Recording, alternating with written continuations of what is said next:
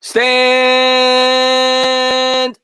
up, New York Giant fans. Thank you to everybody for being here. Thank you to everybody that was in my movie stream earlier. I had about 30 of you guys in there, so thank you guys for popping in for that. And yeah, going to have a couple of people on. Going to have 2 giant YouTubers on the channel tonight. Should have probably put that in the title. I'm going to ask some of my mods to post their links throughout the chat, throughout the stream. I'd appreciate that. I'm also going to have one of my best subscribers on the channel. Guy comments on pretty much every one of my videos, asks to come on, so I'm really excited about that. I'm just going to get to Benjamin's super chats real quick, and yeah, and then we'll jump right into it. Benjamin, man, thank you so much for love. He says, hot babes are better than pigs. I love me some. Well, yeah, I mean, yes, girls are better than pigs or hogs, but you guys all know that I love the hog mollies. I mean, I was begging for the New York Giants to take an offensive lineman for about 3 months. But yeah, I mean, you always got to go with the hot chick over the hog. And let's get to, I think Benjamin dropped at least one more, and I'm going to have to go here to see it. But thank you to everybody for being here. I appreciate it. He says, you talk about movies, but never adult ones. Why? Well, it's a kid-friendly channel, Ben. It's a kid-friendly channel. We don't talk about Debbie Does Dallas on the movie channel. And then finally, he says, Bad Dog didn't go live yesterday. I can only keep my rated R jokes contained for so long. And who's your favorite female? My favorite female athlete. I got to say my favorite female athlete ever is probably Serena Williams. I mean, Serena Williams was so dominant. I don't know about now, but of all time, I would probably say Serena Williams. She was incredibly dominant. Mia Hamm was pretty damn good too. But I'm not that big into the female sports. But thank you to everybody for being here. Let me shout out a couple of people in here. Dire Giants fan in the chat. Let me see. Thank you to everybody for being here. I appreciate it. Afghanistan, Jawad, Dire Giants fan. Give me your food. Thank you for popping in the stream. John Williams in the chat. Rafael DeLuna, Zahaib, Caden. Thank you for being here. Self Baby, BK in the chat. Meat in here. Jawad, thank you for being here. I appreciate it. Danny Dimes, Timmy Times, Christoph Porzingis, Nate, JMG. Thank you. Let me pull this here so I can read it. What's up, Blue Collar? Thanks for being here, buddy. Nation's in the chat. Thank you guys for being here. All right, we are going to pull in our panel for the night. Like I said, we got a couple of Giants YouTubers, and we've got Phil, who's been a great supporter of my channel for quite some time. We're going to pull all 4 on at the same time. There's David. You know him from Big Blue Alliance. You got Big Blue Jabroni, and, of course, we got Phil, one of my most loyal subs, man. Glad to see Phil in the chat. And we'll start with Phil, man. Phil, I want to say thank you for coming on. And, yeah, man, thank you for supporting my channel the way that you do. I always see you comment pretty much in every one of my videos. I can't say thank you enough. So thanks for coming on tonight, my man. Oh, it's a pleasure, Chris. Pleasure to be here. I really love your stuff. I really do. It's, it's just informative, I mean, as like a guy who works in the medical field, I got nothing to do with sports. I just follow it. I need some kind of like, info that just gives me a good perspective on it and just, makes my life a little better because, in the medical field nowadays, it's a little harsh, So. Yeah, I would say so. You're probably working double time right now with everything that's going on right now. All the time. I'm an EMT. I go to school for physical therapy. I work in the hospital, so I got a lot of stuff going on. Well, I'm glad that you had some time to pop on, talk some New York Giants football, get your mind off things. So thanks for coming on. Next up, we're going to talk to Big Blue Jabroni. He's a newer Giants YouTuber. Guys, I tried to get him to show his face before the stream started. Wouldn't do it. Maybe one day we'll get to see it. He's a great guy. Haven't had a chance really to talk to him yet. He's new to the scene, but man, thanks for coming on, Jabroni. Thank you very much for having me on, man. I'm very excited. Just started on YouTube a couple of months ago. I've worked with Dave above me a few times. It's been a lot of fun. It's a lot easier than you guys think. If anyone's on the fence about creating a YouTube channel, just do it. Once you start it, you get addicted to it. And I just want to thank Chris again for having me on. Yeah, man, absolutely, man. It's going to be fun, man. I'm looking forward to talking to all you guys. And Dave, I've had Dave on the channel a number of times, at least 2 times, maybe 3. He came on. He's, what's G-Men HQ? That's where I found him. He reached out to me on Twitter. We had a great conversation. I've had him on a couple of times. Dave, man, doing great things over there with his YouTube channel. Thanks for coming on, buddy. Yeah, thanks a lot, man. The first time I was ever on YouTube was when I came on your show before the draft, and we talked about like some late round sleepers, and that was a lot of fun. And that's like part of the reason I started my own YouTube channel. So it's a lot of fun. Like Big Blue Jabroni said, it is very addicting to like put out new videos, and I love it. So yeah, man, I appreciate you having me on. I'm a huge fan of the show. Hey, man, I'm a huge fan of yours, man. Thank you for coming on. And I am going to start. We're going to, of course, talk to the chat. I'm sure a lot of you guys will have some questions to ask us. Big Blue Jabroni had a laundry list of questions that he posted to me on Twitter. I don't have him in front of me right now, but I'm going to let him kind of start the conversation. We'll answer some of those questions, and then we'll get into the chat, man. But Big Blue, man, what do you want to talk about tonight? I think a good question that I came up with that I was thinking about is you look like a guy like Patrick Graham. He was the defensive coordinator in Miami last year with a former New England guy. He sees the situation. They have all the first-round picks. They've got the division that is now for the taking more than ever. And he says, you know what? I worked with this guy, Joe Judge. I know what he's about. I think this guy's the real deal. And I think him moving from Miami to New York, who's been dreadful the last couple of years, nobody wants to be a head coach here. Everyone hates Dave Gettleman, but he saw Joe Judge and went, I want to hook my wagon to this guy. This is the guy. I've worked with Belichick. I've worked with a lot of smart guys. I think this is the best career move for me. And I thought that is just something that has not been taught. I know he's assistant head coach now. He's still defense coordinator. He didn't really get a raise. He didn't get like a huge promotion. He just went from one coach to another. And I thought it's something that's just really slid through the cracks. And I think it says a lot about Joe Judge. Yeah. Now here's the thing with him. And this is, it's kind of, I was thinking that myself. I think I mentioned that in a video, I don't know, about 2 or 3 weeks ago as to why he may or may not have came here. The first thing is, if I'm not mistaken, I think Patrick Graham was relieved of play calling duty with the Miami Dolphins midway through last season when the defense was struggling. I could be wrong on that, but I'm pretty sure that's the case. But the other thing that I was thinking about, Patrick Graham's defensive system is going to call for a lot of blitzing. He blitzed 41% of the time on third down. He blitzed 33% of the time overall. It's going to call for a lot of blitzing, and to have a defense that's going to blitz as often as they're going to in a 3-4 scheme, I think you need to have a very strong interior defensive line, something that the New York Giants have. He may have looked at this as a better opportunity to run his scheme. I mean, you look at the Miami Dolphins last year, they had no talent on their defense, and obviously they improved. They spent some money in free agency, but he might have viewed it as a better fit to run his defensive scheme with the young talent on the New York Giants, specifically on the defensive line. Those are some of the things that I came up with. But like you said, maybe it was just because he has a better rapport with Joe Judge. They're both smart. They're both very young. They coach together, even though Brian Flores, it's the same thing. He was very young with New England. But maybe he just views it as a better opportunity to springboard into a head coach possibility down the line with the Miami Dolphins. I think he would have always been second fiddle to Brian Flores. I think people would have always viewed Flores as the brilliant guy, got them up to that 5-win start when everybody thought they'd win one game at most. So maybe he felt like he may get more credit if he gets a lot out of this defense this year and may springboard him into a better position somewhere else. What about you, Giants Alliance? What do you think? Yeah, man. The one game that gives me a lot of hope about Patrick Graham was the last game of the season. It was Dolphins against Patriots. And the Patriots really needed to win that game to get home field advantage. And they ended up beating the Patriots, and the Patriots lost in the first round. They would have had home field advantage. So he definitely overachieved, like you said. Like, they did not have very much talent at all. They traded Micah Fitzpatrick, who was their best player on their defense, to the Steelers. So, yeah, like, he's definitely an unknown. I'm not sure if he called the plays at all last season. Like you said, he might have been relieved of his play calling duties. But the one thing I do worry about a bit with Joe Judge as well is that there's never been a Bill Belichick sort of disciple that's had like prolonged success. I know like Eric Mangini was pretty successful with the Jets for like a couple of years. Like, he made the playoffs. But yeah, it's interesting that Belichick is like the best coach of all time, but he's never had like an assistant go on to be a successful head coach himself. Although Flores, I mean, with the talent he had last year, was like at least decent. So that gives me a little bit of hope, but it's interesting to think about. Like, Belichick is such a smart guy. He's had so many good assistant coaches, but they've never gone on to be successful head coaches himself. Yeah, and I'm going to bring that to Phil. Phil being a great subscriber of mine. What do you think?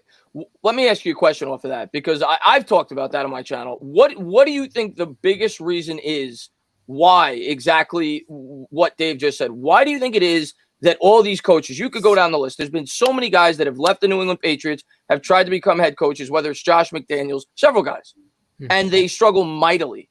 Not, when they get that opportunity to be a head coach. What do you think the primary reason is why Bill Belichick's had such a poor coaching tree? Well, personally, I think it has to do with the ego. They look at Bill Belichick, they see how successful he is, and they see everything that he does, and they're like, okay, I got to do exactly that. And then they go to whatever team thinking, all right, I'm just going to be this guy, tough, manly, whatever you want to call it, and just be in charge. And you haven't even established yourself.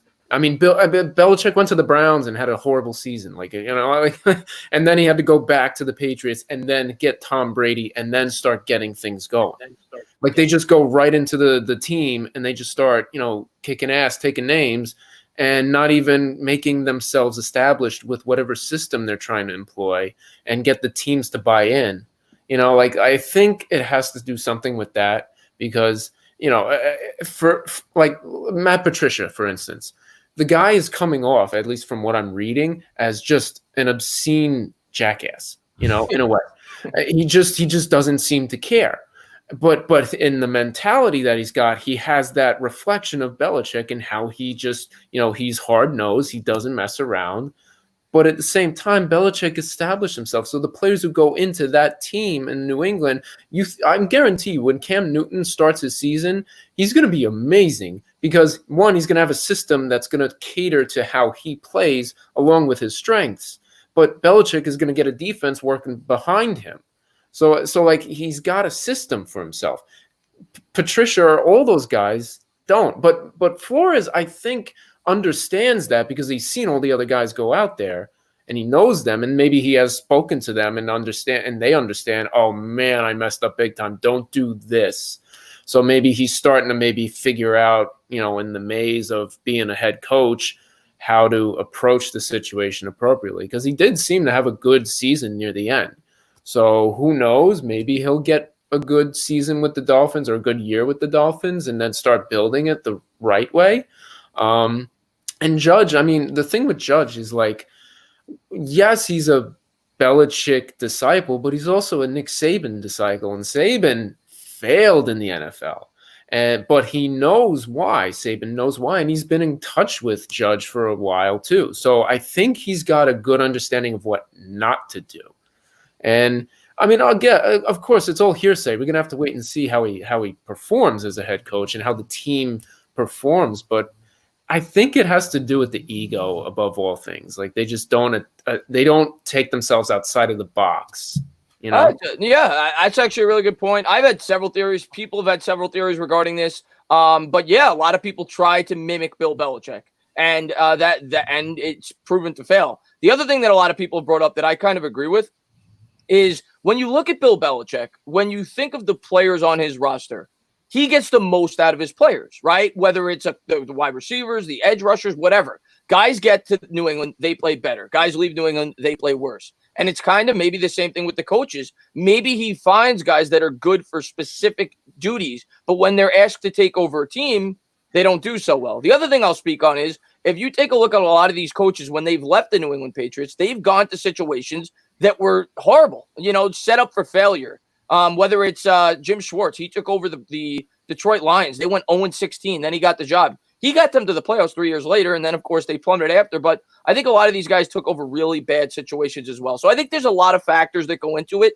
But I think you hit it on the head. I think a lot of those guys, especially like McDaniels went to Denver, and he got rid of everybody. He wanted to instill Bill Belichick's culture, and he was full of himself. He wasn't ready. So I think you hit it on the head. I think that may be the primary reason. And Joe Judge has talked about that he kind of wants to be his own man, which is encouraging. I'm just going to get to these super chats real quick, and then we're going to get to Big Blue Jabroni's next question. Maybe we'll feed off of these. Chris Devers, man, thanks for love. I appreciate it. He says, entertainer, showing you a little love. Very excited for ball and how you all going to stop. All right, we're going to talk about this right now. He says, how are you guys going to stop Cooper, Gallup, Lamb, and Zeke, and Jarwin? Great work. Chris Devers, man, first off, man, even though you're a Cowboys fan, you're a great subscriber of mine. Thank you for being here. All right, let's talk about that. Dallas Cowboys. And we'll go the opposite way. We'll start with Phil this time. Dallas Cowboys this year, I think, have the best offense in the division. I don't even think it's close. I mean, when you look at those weapons, after obviously they add CeeDee Lamb in the draft, you already have Gallup. You've got Amari Cooper. You've got Zeke. You've got a strong offensive line. I mean, they are loaded. I think we're going to struggle this year, if I'm being completely honest. But what do you think the Giants' best chance this year, I guess, is defensively when they go up against the Dallas Cowboys? You asking me or? Yeah, we'll start with you. We'll go around.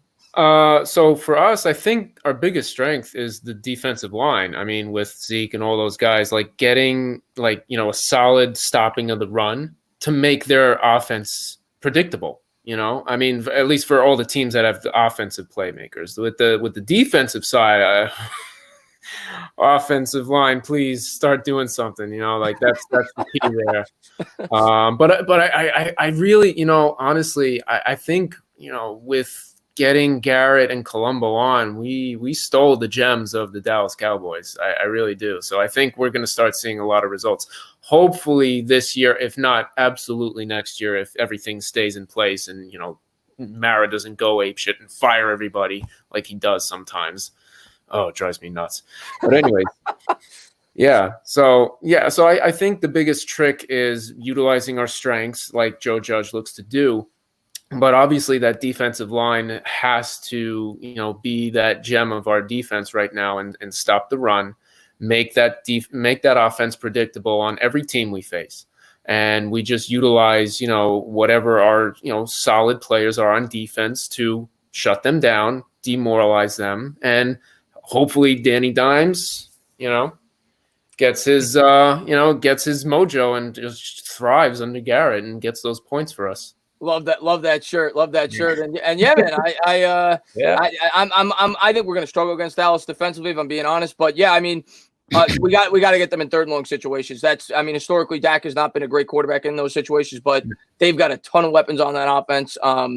What's your best bet, Big Blue Jabroni, going up against Dallas, other than praying, of course, before the game? Big Blue, you hear me or are you frozen?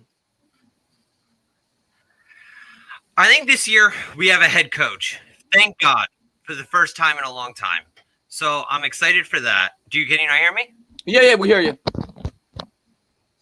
Yeah, I hear you. You're coming a little choppy though.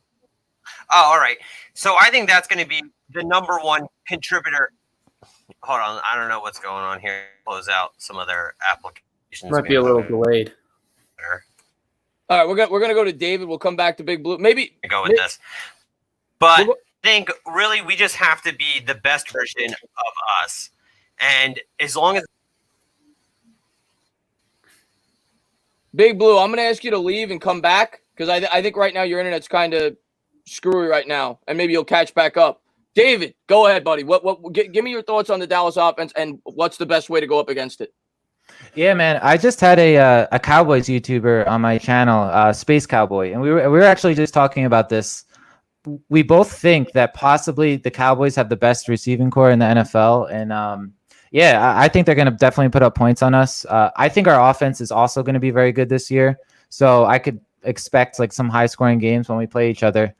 But to stop them, I think one difference from last year that's going to make a big difference is James Bradbury is a number one corner. And I could definitely see him following around Amari Cooper. And I remember last year, the first game of the season, for whatever reason, we put DeAndre Baker on Amari Cooper, and we were playing him off coverage. And Cooper had like a huge game. Baker obviously played really bad last year in the beginning of the season. But I could see hopefully we can force them into some third and long situations because I think our run defense will be really good. And then hopefully Patrick Graham could get creative and, trying to stop the passing attack. Dak Prescott, I don't think Dak Prescott is as good as his stats indicate, because he has had such a good supporting cast and a good offensive line, good receivers. But he still puts up big numbers. And I think with CeeDee Lamb, that's going to add a whole new dimension to their offense. But at the same time, I'm hopeful this year. I think hopefully one of these games against the Cowboys, because they've swept us for so many years in a row. So I'm hoping we could at least split this year, because that's my favorite team to beat. If there's one team, even more than the Eagles, that I'd want to win against, it would definitely be the Cowboys. Yeah, I personally think our best chance to beat the Cowboys this year, all kidding aside, is our run game. I think we need to win the time of possession against that team. I don't think we could go shot for shot against them, although I do think they have a weak secondary. I think we'll be able to throw on them somewhat, but we're not going to be able to keep up with that offense. You're not going to be able to get into a shootout against that team. Our best chance is Saquon Barkley goes off. We were able to control the clock, win the time of possession, and grind out a game and maybe cause a couple of turnovers. But yeah, I mean, their weapons are electric. Our secondary hopefully is good. I think it's got a lot of potential, but they got a lot of weapons over there, Dave. So we'll see. But like I said, I think it's going to be the ground game is our best defense in a way against the Dallas Cowboys. I want to get to the next one there. Carousel, man, thank you so much for being here. I appreciate it, man. He says, it annoys me Joe Judge gets all this praise and the man has not accomplished a damn thing. Can we at least wait for him to accomplish something strange? Carousel, I get it. Here's what I'll say about that. I think New York Giants fans right now are looking for hope. I'll be the first to tell you that. I'm going to bring back Big Blue Jabroni. We'll see if he's still skipping. I think he's better now. I think Giants fans right now are looking for hope. And I think they see a guy that is it's a breath of fresh air. It's something different. Joe Judge is not the prototypical coach that the New York Giants would hire. Historically, they're going to bring in an established guy. This isn't the type of guy that they would normally hire, right? You look at a guy like Tom Coughlin. He worked out great, but he was a guy that was established. He was a former head coach. McAdoo at least was a former offensive coordinator. They've never really gone out and brought in a guy like this. He's young. He's energetic. He's only 38 years old. And I think he bring Big Blue, you're here, man. I don't know if you can hear me. You're on the here? screen. Yeah, Can you yeah, hear me? Yeah, I hear you. Oh, all right. Perfect. Yeah. Yeah, I don't know what the heck was going on with that. Sorry about that. No worries, man. No worries. But yeah, I mean, I get it. I get not you don't know. Go ahead. You say something, Big Blue? I think that the number one thing is Joe Judge controls the room. When he goes into the interviews and when he was going in front of the press conference, he didn't look shook. He didn't look like he wanted to impress anyone. He wasn't trying to crack a joke just to get a smile, to get on the back page. He just was kind of like, this is my system. This is what we're going to do. And this is how this interview is going to go. Even when they asked him about the arrest, this is how I feel about it. And this is all we're going to talk about it. Next subject. I don't feel like the other coaches were able to do that. I don't think they were able to control the locker room. And real quickly, I think the reason why Bill Belichick's coaching tree hasn't worked out is I think early in his career, people would probably come to him a little bit for that secret sauce. Hey, how would you handle this? Hey, how do you feel about this? And he'd look at him like, you're the enemy. If you want to leave and go do something somewhere else, that's your problem. Right. Now he sees a lot of his guys his age. It's getting a little bit later, and their coaching, like Andy Reid's coaching tree, is amazing. You just look at the guys and I think he wants that now. They all want ego. They all want to have the best. And so he goes, okay, let me sit down with these guys a little bit. Let me tell them where maybe some of my other coaches have gone wrong. Because even he needs to know, now that Brady's gone, it's not going to last much longer. He's old. He's coached for years. He's got more legacy than everyone. And when he retires, he's going to want to see his guys on Sunday. Yeah. No, it's a great point you bring up. Not to mention he's got strong ties to the New York Giants. And if there was any team that I think he'd want to help out, it would be the Giants. And some people have even talked about some people have even talked about the possibility of Belichick coming here when he retires and being a guy that's in upper management. Could you ever see that happening, Phil? I would love that. And you know what? I actually think it could happen. I mean, we have the Giants defensive players, on the Giants, channel thing that they have, just, doing their own entertainment things. And I mean, I'm not too sure who Bob Papa was specifically for the Giants, but, I mean, you have all these guys that were in the past a part of the Giants team. And I do believe we have some recent staff on in the backgrounds as scouts or something like that. I'm not sure, but yeah, I can totally see Belichick coming here. Absolutely. If not Kraft tries to snag him and do something with him in the upper echelons of Patriots Nation. But yeah, if there was ever a team he was going to leave for, I don't think it'll be a coach here. Obviously, we hope Judge is the coach here for the next 20 years. But if there was ever a team he was going to go to for something that what Tom Coughlin did with the Jaguars, I think it would be the New York Giants. But, that's something that we got to wait and see how that all plays out. I'm excited to see how Belichick does this year with the Patriots without Brady. Benjamin, man, thanks for the love. I appreciate it. He says, either way this season, Baker going to face a Judge. That's accurate. And Baker's hope is that it's Joe Judge, and I'm sure we're going to get into that talk as well. And Riley, man, thanks for the love. He says, Chris, what's up, man? I finally got some time off work to watch. Also, do you guys actually think there will be a season this year? Okay, let's start with David with that. And obviously that's a big point of conversation right now.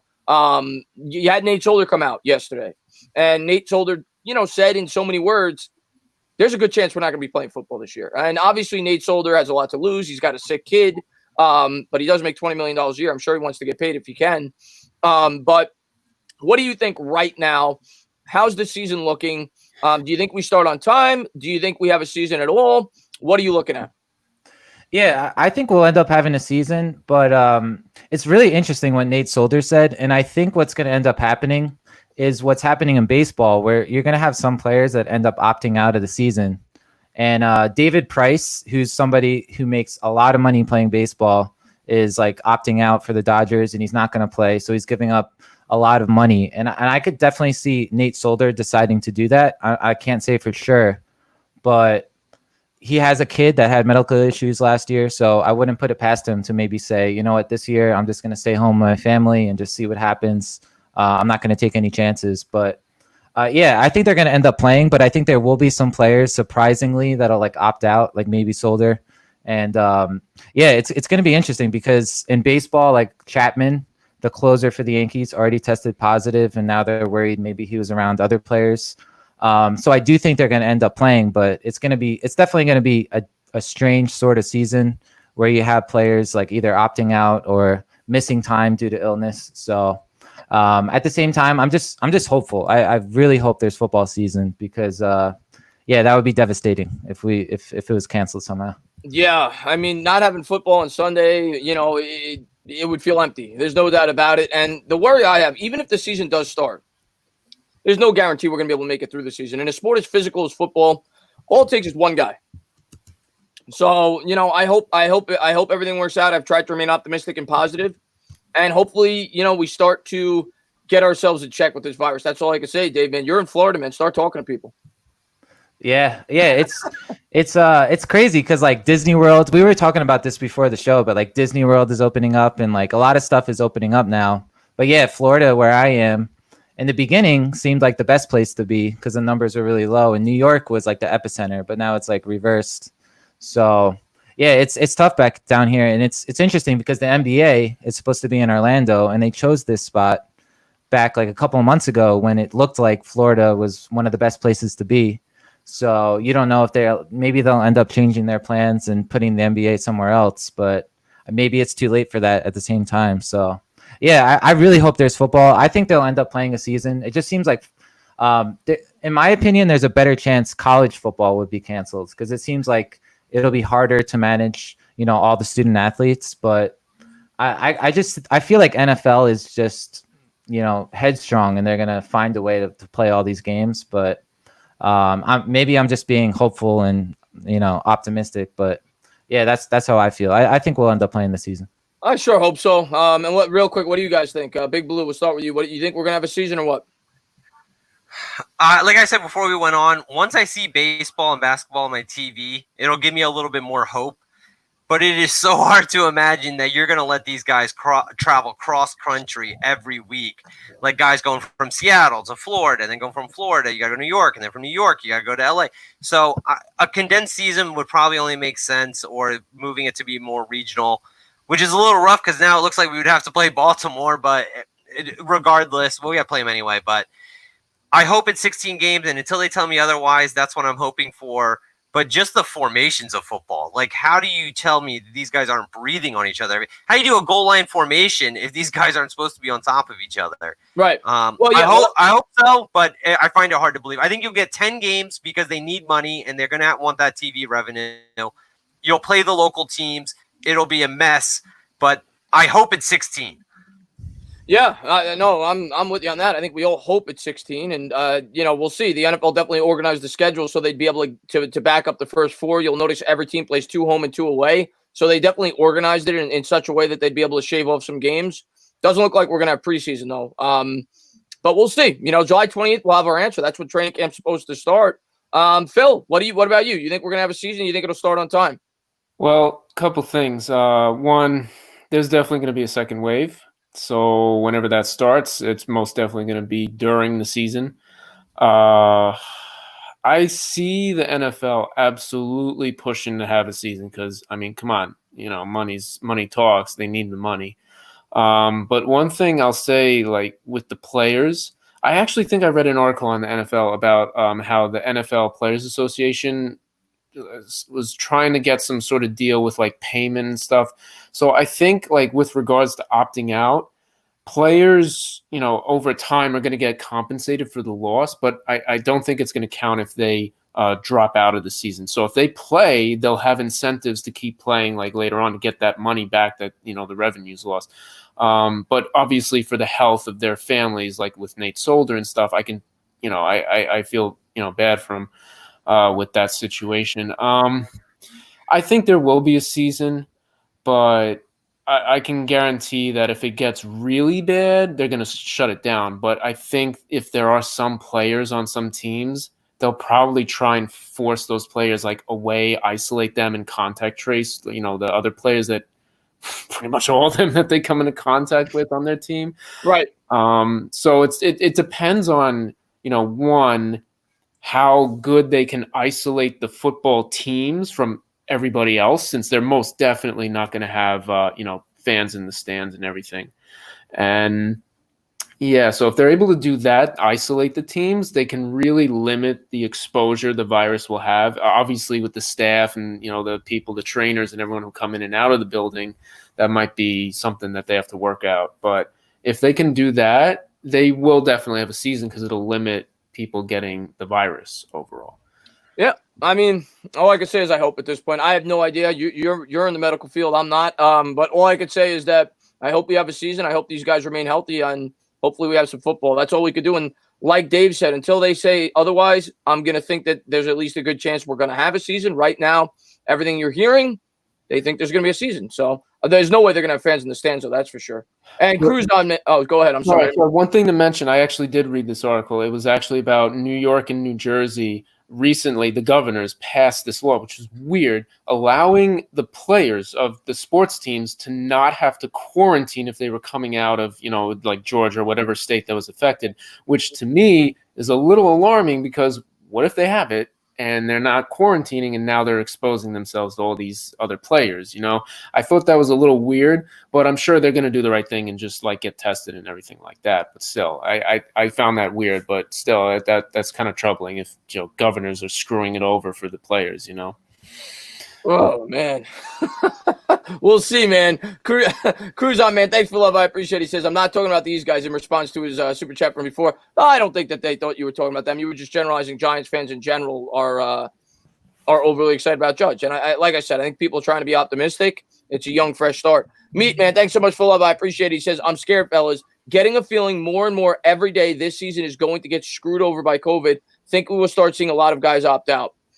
That's very possible. Someone like Nate Solder, for example, like we just talked about, that's possible. But here's what I'll say to that. Especially in football, I'm not too worried about a lot of players sitting out. You're going to find players that are willing to play at the end of the day. Players that are willing to make a name for themselves, whether they're on the practice squad, players will step up. If they want to have a season, the NFL is going to have a season. We may not have the same product.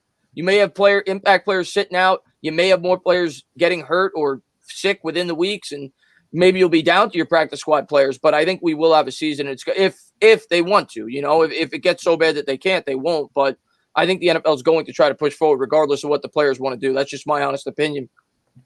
And Zahid, man, thanks for love. I appreciate it. He says, been watching UFO Netflix documentary lately. You guys think we're the only ones in the universe? There's an off-the-wall question, and I'd like to get some of your guys' thoughts on that, I guess, real quick. This will be quick. I will say no. I think that there are aliens. I don't think that they're those, the ones that you see in, that are green with the big eyes necessarily. But yeah, I definitely think there's other beings other than human beings. But go ahead real quick. What do you guys think? Yeah, I think the universe is so vast that there's no chance that we're the only ones. It's just like the universe is too big. So like the probability is like so high that we can't be the only ones. I know that's just my opinion, but. Yeah, I think there's got to be. What about you, Big Blue? Yeah. Don't know, don't care. But if they can play center, come on down. We could use if an alien can play center, I'm all about it. What about you, Phil? You think that you believe in extraterrestrials? Oh yeah, absolutely. I mean, we fantasize a little bit about it, but there's definitely life on other planets. No doubt. Yeah, it's too big.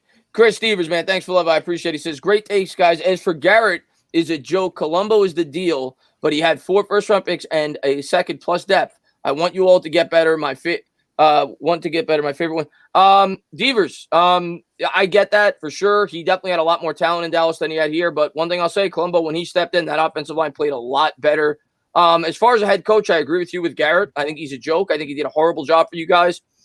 An offensive coordinator, though, he had a lot of success over there. So we'll see. I think he could do a good job as an OC, just like I think Pat Shermer could do a good job in Denver. I think certain guys are meant to be coordinators, and I think he's one of them. I don't think he's head coach material. So I'm optimistic about the Garrett hire action. I know a lot of people are not. And then Benjamin, what did I just do there? I just shrunk the chat by there we go.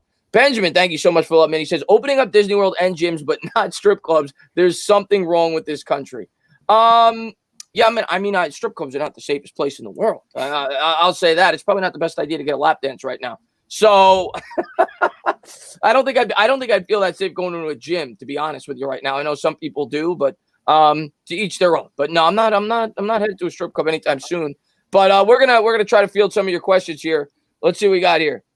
But we need aliens to play O-line for Jawad says. Yeah, I agree with that. If you, and by the way, if anybody hasn't subscribed to these two gentlemen, please do so. Big Blue Jabroni and David over on Giants Alliance. Please go check them out. Any player who has children, I'm looking for a question, guys. Ask a question. Otherwise, we're gonna go to Big Blue. Well, in the meantime, what I'm just gonna say is, I feel like when they interviewed Jason Garrett, they said, "Hey, we know you still wanted to be the Dallas head coach. You were still sleeping there. We know this is kind of the only best job for you, but we are only going to hire you if we get Mark Colombo." Because that was when Dave Gettleman came in. He said, "I'm going to fix the O-line. All my teams have great O-lines." And they said, "Well, we got to fix that right now. We will hire you if Mark Colombo comes." I think they wanted Colombo more than they even wanted Jason Garrett. Is that your? And Jason Garrett's not a terrible coach. I think that it was a huge part of the interview. You think it was a package deal? You think Colombo and Garrett? Huh? Absolutely. That's interesting. I think they weren't taking him if they couldn't get Colombo. And Dak Prescott is a fourth-round thing. We all say he sucks. He's not worth any money, but they win 10 games a year. Jason Garrett's not that bad of a head coach. Well, yes, but he definitely underachieved. I think you'd agree that they had a lot of talent over there, and they should have won more games. They do draft well. Whether I hate them or not, they don't miss. And I hate to say this as a Giants fan, not many teams have drafted better than the Dallas Cowboys over the last decade. I mean, Dallas Cowboys have drafted great over the last 8, 9, 10 years, but they've just fallen short. The reason being, maybe it's Jason Garrett, maybe it's Jerry Jones. Meat man, thanks for love. I appreciate it. He says, if marquee players do opt out and they have a season, will it have to have an asterisk when other marquee players that do play start breaking records? Let me read that again so I make sure I understand this properly. If marquee players do opt out and they have a season, will it have to have an asterisk when other marquee players that do play start breaking records? I don't quite understand. So are you saying, me, from what I gather, and maybe you guys are hearing that differently, from what I gather, is he saying if guys break records this year, but they do it against weaker competition because other guys had to sit out, should the records count the same? Is that how you guys gathered that question? I think it's like if Mahomes ends up passing for like 70 touchdowns because he's playing against all these like practice squad cornerbacks and secondary players, should those records count because he's playing against like a bunch of practice squad guys that otherwise wouldn't be playing in like a normal season? That's a good question. I mean, it's not going to have an asterisk, but it's a good question. It's something that I never really thought about. But what I'll say to that is, so let's bring up the Pat Mahomes example. If Pat Mahomes, like you said, does it against backup cornerbacks, but it's very possible guys that are supposed to help Pat Mahomes have it as well. What if his left tackle's out because of the coronavirus? Things like that. So I don't think anybody will look at the records differently. I mean, maybe they will, but at the end of the day, I think the records will still stand the test of time. And when you go back and look at 20 years, if Pat Mahomes throws 70 touchdowns this year, I think people will still recognize it as the greatest year ever by a quarterback. Yeah, like I remember when the Knicks made the NBA Finals in 1999, a lot of people were like, oh, is that NBA championship is going to mean the same thing because it was an NBA lockout that year and it was a shortened season. But I think looking back on it, it doesn't cheapen that championship anymore for like the Spurs because there was a lockout. So I feel like it's going to be the same for like baseball this year, even though it's like a shortened season. I feel like the championship is still going to mean the same thing, and same with football. So it's definitely going to be a different type of season this year. I do think they'll end up playing, but I still think at the end of the day, like whoever wins the Super Bowl, it's going to be just as meaningful and maybe more so because it is going to be like a challenging sort of season. So, I mean, that's my take. I don't know. Well, no, I agree with you. Baseball, maybe not, because it's like a third of a season, so maybe people won't look at that as, I guess legitimate. But football, I agree. If they play even 12 games, I agree. I mean, at the end of the day. But what's interesting, what I've thought about this season, think about the teams who traditionally have a really strong home field advantage, like the Saints. But I think the Saints, it has more to do with the fact that they play on the turf, and that's conducive for their offense. But a team like the Seahawks, for example, that is a team that traditionally has a huge home field advantage. Because of the crowd and the way that they constructed the stadium and the way the noise comes in. Do you think a team like that may do worse this year because of the state of affairs, because there's not a home field advantage? A team that traditionally has a gigantic advantage while they're at home. Do you think it could affect teams like that? I'll start with Big Blue on that one. I think Vegas got screwed over big time. I thought they were going to have a huge home field advantage to start the year. Maybe some guys have never been to Vegas. It's designed for a weekend. Young guys, a lot of money. And I think maybe they'd be throwing up Sunday morning. But I think that's going to hurt them big time. I think Seattle, I actually have a weird thing about Seattle. I think they're going to win the Super Bowl, but I don't think they're going in the division because the home field advantage is going to hurt them. And they travel. If you look at their travel schedule, it's insane. They travel like 30,000 miles.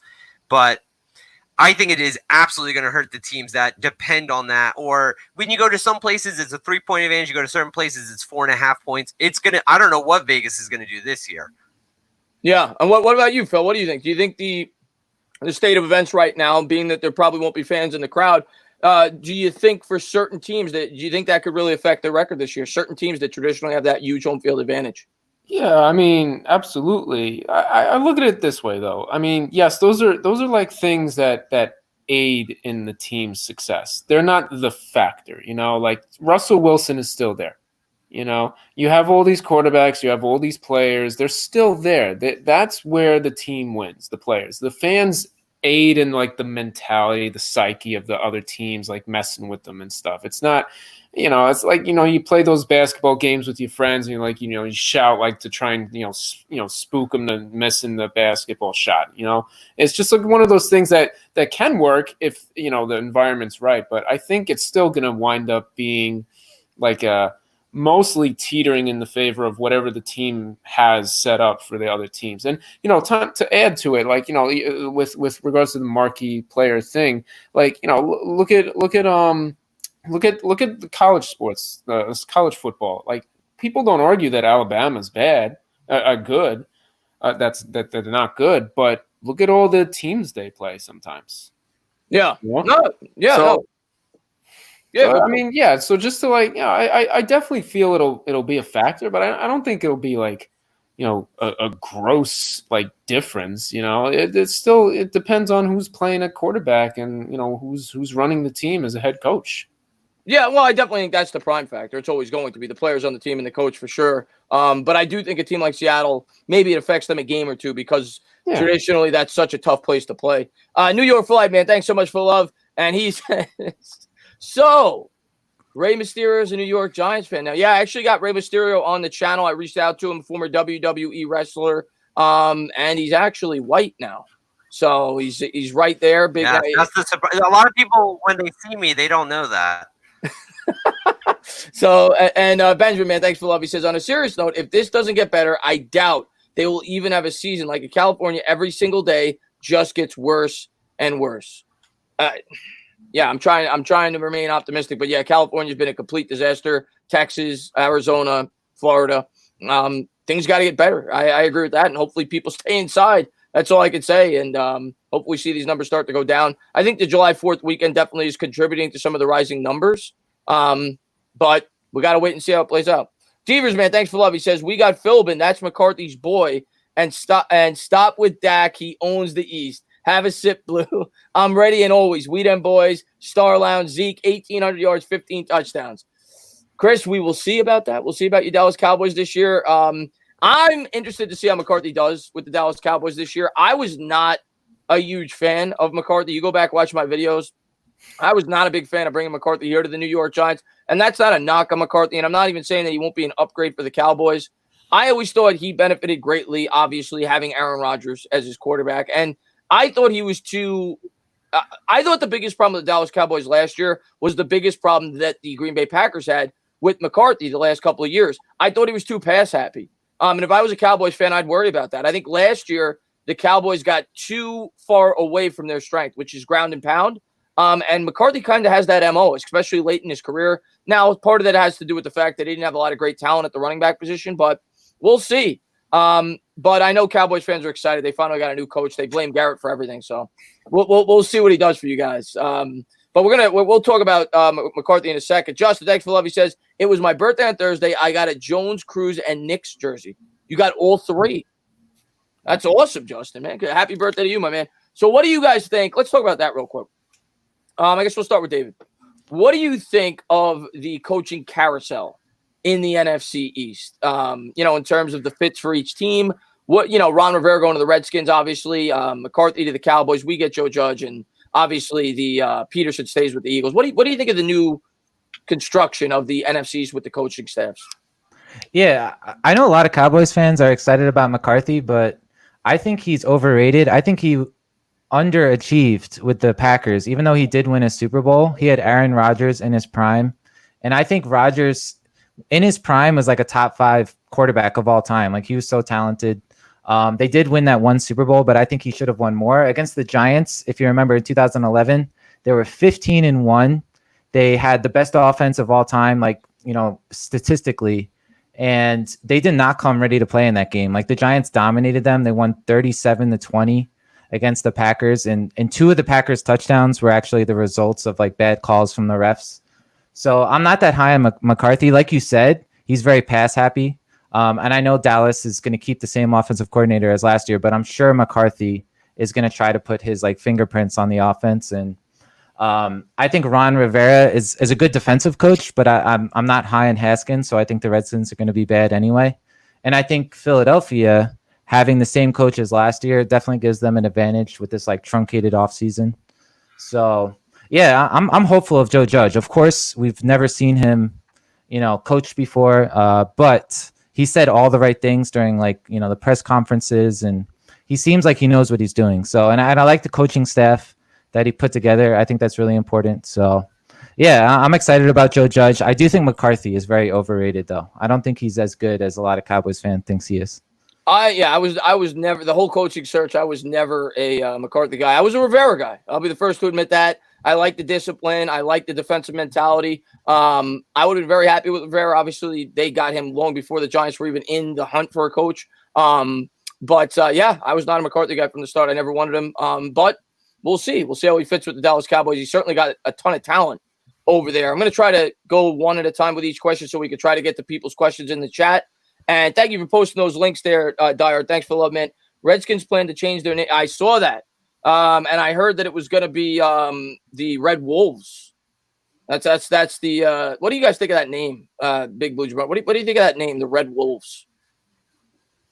They definitely should have changed the name. So I'm 100% happy to see that they are doing that. If there's a group of people that are extremely offended by your name, then change it. We're playing football here. It's not important. It's a silly name. Red Wolves, it's whatever. The only thing I really wanted was to change it from Washington to D.C. No particular reason. I just thought it sounded better.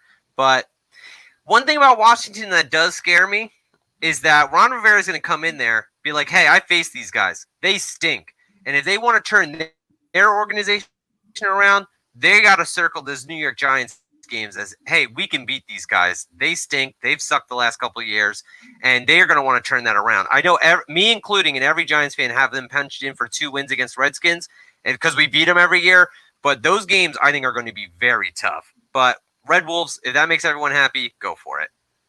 Yeah, Phil, I'm in agreement with Big Blue Jabron. At the end of the day, it's the name of a football team, but who cares? At the end of the day, that's the way I look at it. I know some people they're kind of set in their ways. They shouldn't have to change the name. I don't care as a Giants fan. Now, I'll say this: if it was my team, maybe I feel differently, but I honestly don't care. What's your thoughts, Phil, on the name, the Red Wolves?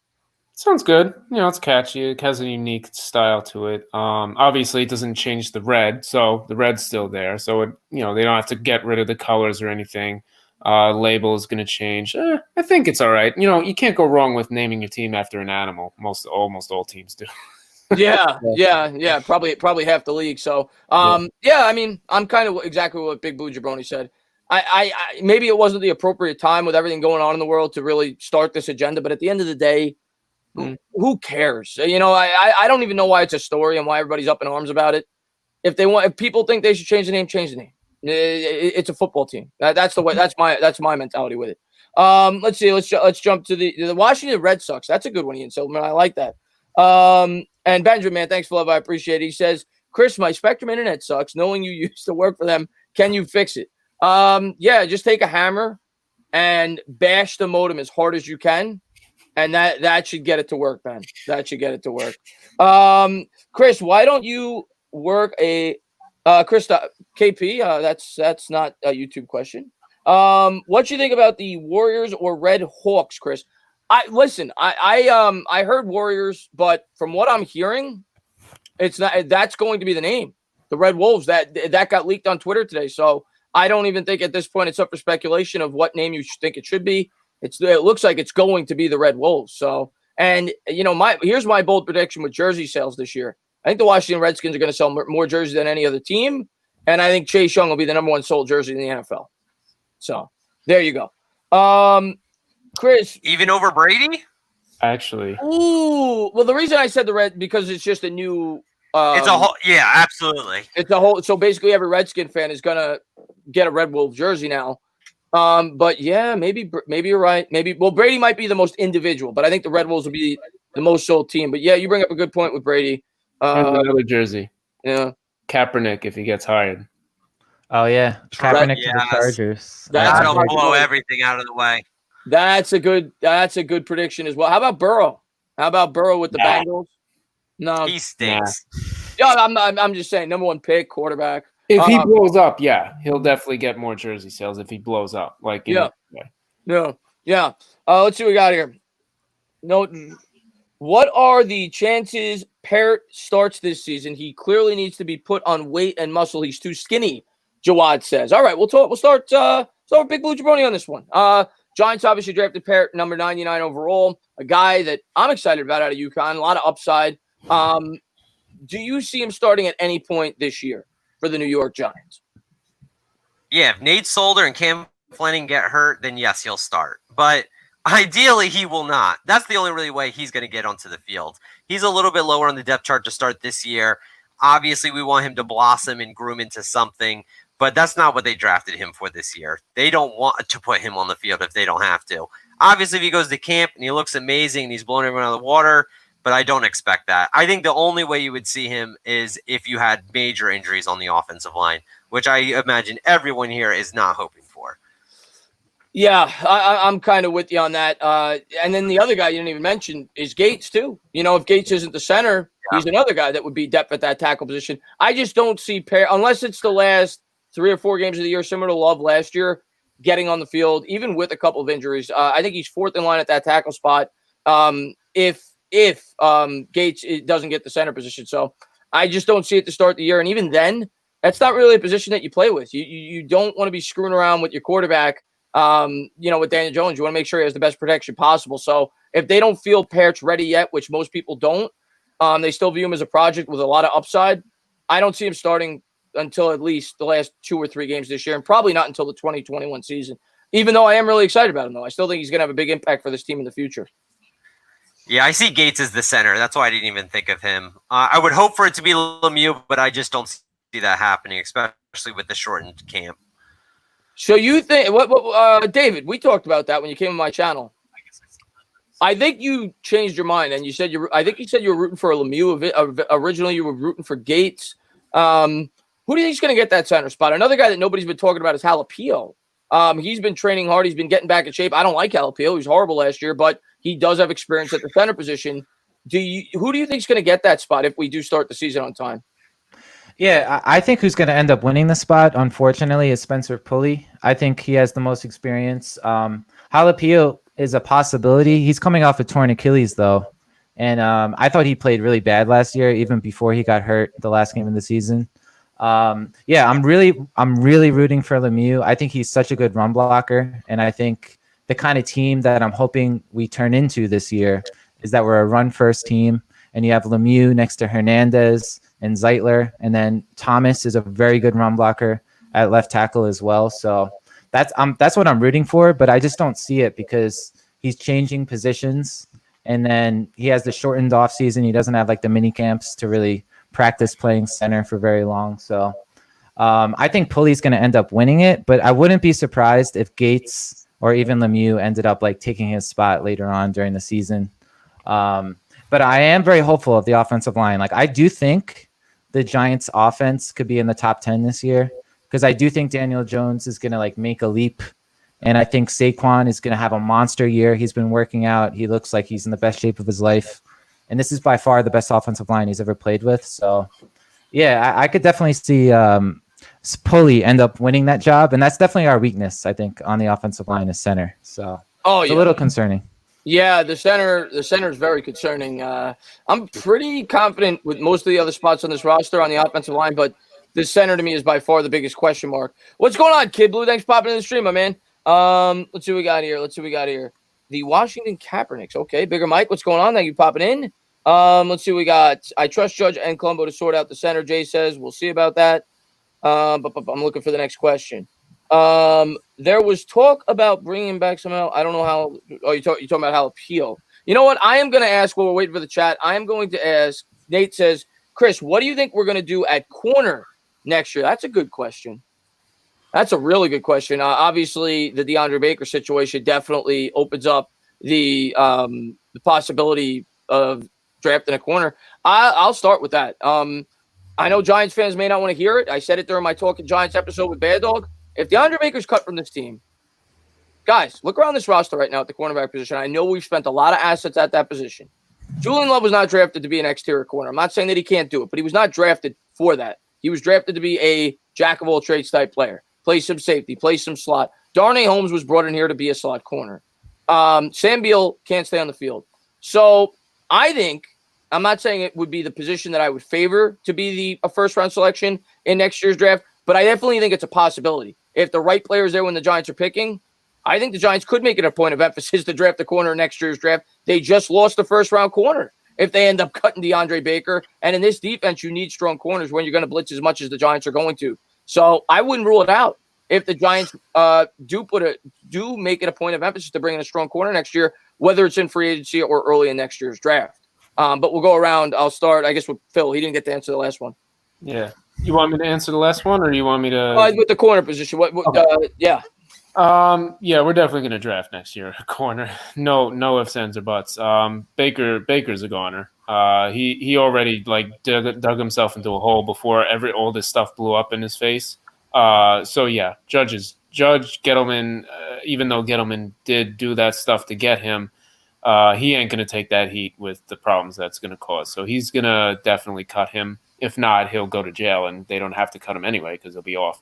But yeah, so we're going to draft most likely first round. But here's the thing, like, you know, we still have some holes. There might be the most amazing center, you know, coming up. I mean, I doubt that's going to be. But edge rusher, linebacker. There's a lot of possibilities. Edge rusher. Yeah. I mean, like, say we don't have as good of a pass rush, but we know that if we get that one guy for the next first round next year, we're going to be solid in that. So it all depends on how bad the rest of those holes are. But yeah, we're definitely going to go cornerback next year. Absolutely. Yeah, I think we will make it a point of emphasis unless one of these guys really takes off. I know David is a big Love guy. You think Love could get it done on the outside, but can you definitely see the Giants making it a point of emphasis in next year's draft? Maybe not even the first round, maybe the second round, third round. But do you think it'll be one of the primary targets and one of the biggest needs for the Giants if they do move on from DeAndre Baker? Yeah, I think Phil makes a really good point, because even before this whole stuff happened with DeAndre Baker, we don't even know if he's like a good player yet. So I think no matter what ends up happening, we might need a cornerback. And there are some very good cornerbacks in the draft next year. I made a big board for next year's draft already because I'm just so crazy about the draft. There's a corner out of Ohio State, Sean Wade.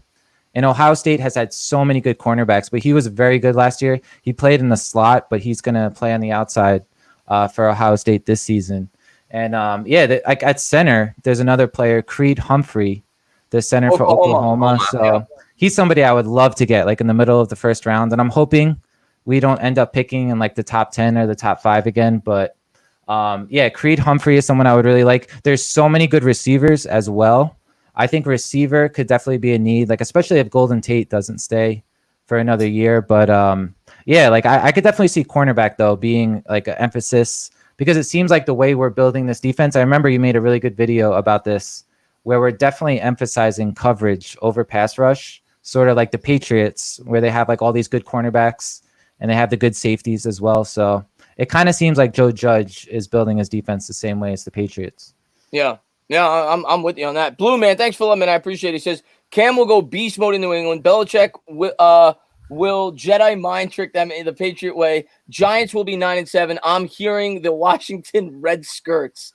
All pretty good predictions there. I mean, listen, I'll just give my quick thoughts on New England, and then we'll get back to the chat. I think New England's going to be fine. I thought New England was going to be fine even before they got Cam Newton. I just think they, like you just said, Dave, I still think they have that strong secondary. That's the biggest strength of that defense. That makes everything go. They had the best defense in football last year. I'm not saying they're going to have the best this year, but I still think they're going to have a very competent defense. I know that they lost Jamie Collins. I know that they lost Van Noy, but the Patriots have been the type of team they've always filled in the holes. I'm not too worried about the Patriots defense. I still think they have one of the top 5 defenses in the sport.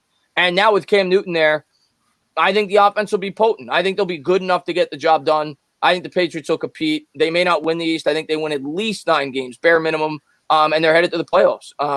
So I agree with that. And in terms of the rest of what he said, let's see. But Giants will be all right. All right. Let's get the record predictions out of the way. He says Giants 9-7. I think that's very optimistic on Blue Collar's part. When you factor in the Giants' schedule, I definitely think the Giants are improved this year, but they play a really tough schedule. Real quick, what's your guys' record prediction for the New York Giants? We'll start with Big Blue Jabroni. I haven't heard him in a bit. 8 and great. 8 and great gets you into the tournament, and once you're in the tournament, we'll take it from there. We're going to get a couple more wins because of better coaching. Rojas cost us a couple games, and there's no way the defense could be any worse. I think Joe Judge is the real deal. I've put all of my eggs in the basket on the Joe Judge train. 8 and great. 8-8. All right. I like the optimism. That's for sure. 8 and great, because you're going to be great in the playoffs.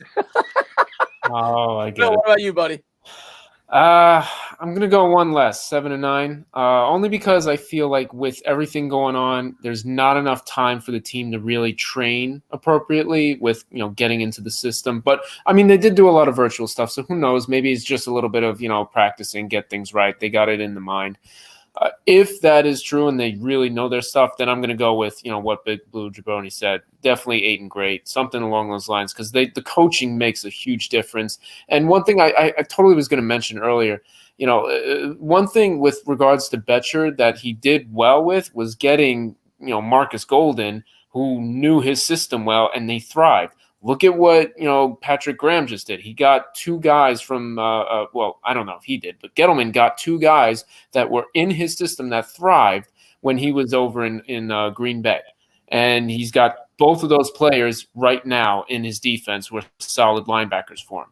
So I really think the familiarity that the players have with those coaches that they got is going to make a huge difference in the production. So I think we can definitely make a big difference this time. I like the optimism. Dave, what about you? What's your record prediction? Yeah, I'm very optimistic. I think we're going to go 9-7. Like Phil said, I think Blake Martinez is going to be a huge upgrade over Alec Ogletree. I think James Bradbury is going to be an upgrade over Jenkins. And then we have McKinney as our safety, and that was a very good pick. He's definitely a first-round talent. And like I said before, like I think the offense has the potential to be a top 10 offense. I think we're going to be explosive. We're going to run the ball, and there's going to be an extra wild card team. So I think we're going to sneak in as like the 3rd wild card. And I don't know if we'll make any noise in the playoffs, but I do have us making the playoffs this year. I absolutely love your guys' optimism. I seem like the Grinch. Stand up, Samuel Ember. Thank you so much for becoming a new member of the channel. I really appreciate that. As far as the New York Giants schedule, all right, let's go over the schedule right now. I'm not going to go game by game. Division. What do you think is a fair expectation? 3-3. I get that's what they have to go if you're expecting 9-7. You think 3-3 is an obtainable goal in the division, or do you think even 4-2? I think 3-3 is probably what you're guessing in division. Yeah, I'm guessing 3-3. I think Philadelphia is a team that we're definitely going to beat this year. If you remember the last couple of years, Saquon plays his best against the Eagles, and the Eagles, like us, haven't had good linebackers. So for whatever reason, last year, Pat Shurmur just stopped giving Saquon the ball a couple of times, like in the second half. So I definitely see us beating the Eagles at least once. I think we'll possibly split with Dallas. In Washington, for whatever reason, I just don't think they're very good. I think we have their number. So I could definitely see 3-3 or possibly 4-2 in the division. Wow. I definitely love the optimism. I just look at the Giants' schedule, and I definitely think the Giants are a much improved team. I love what they did this offseason. They improved where we needed to improve with the offensive line. I like the coaching staff that they brought in. I can't judge Joe Judge, no pun intended, but I like a lot of the guys they brought in under him. And I like the veterans that they brought in with Bradbury and Martinez. I think the Giants had a good offseason, and I expect these younger players to get better. I expect Daniel Jones to get better.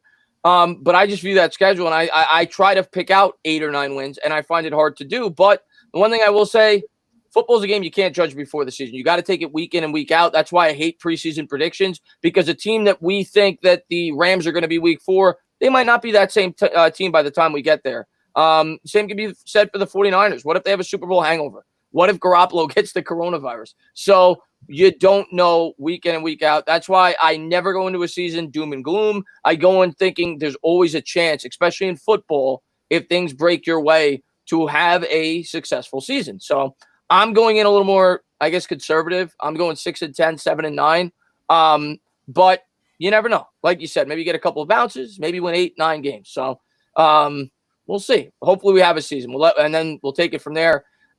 Start of the schedule is not easy. We play a lot of very strong pass rushers with a quarterback that's learning a brand new offense. So that offensive line is definitely going to get put to the test with some of those pass rushers we're going up against. Let's see what we got here. We'll definitely split with the Skins. Nate is my most negative subscriber. I'm not saying it's not practical to think we'll split with the Skins. The Skins I think we're better than the Skins, but that is definitely, I think, fair to think that we'll split with them, but we definitely could sweep them. I don't think it's definite that we'll split with them. What are your expectations for Daniel Jones this upcoming season? Damian Rivera says. Oh, that's a good one. We haven't gotten to that talk yet tonight. Let's start with Phil. Jones, of course, coming off a strong rookie year. Obviously he's got some things to work on, but how do you think he's going to do in year number 2 in the new system? He's going to do awesome. I mean, he's got, what's his name? The assistant quarterbacks coach, or the quarterbacks coach from New England that came over too, who was supposedly like a guru with helping quarterbacks. He has him. He has Garrett, who's a quarterbacks coach. He's going to have hopefully an improved offensive line to protect him. Saquon's going to be full health, ready to go. His receiving core is a little, not as established, but he does have Slayton, and he's been working out with him, I hear. At least he was for a little while. He gained 8 to 10 pounds of muscle over the off season. He's going bookworm crazy with the playbook. He's going to be really good. I mean, at the very least, he's going to be just fine. I don't expect him to have any fallback or any kind of stuff like that. He was also, I heard that he was training, or I think you even made a video of that. He was training with practicing of keeping ball security and not fumbling. So he's already getting rid of those mistakes that are fixable.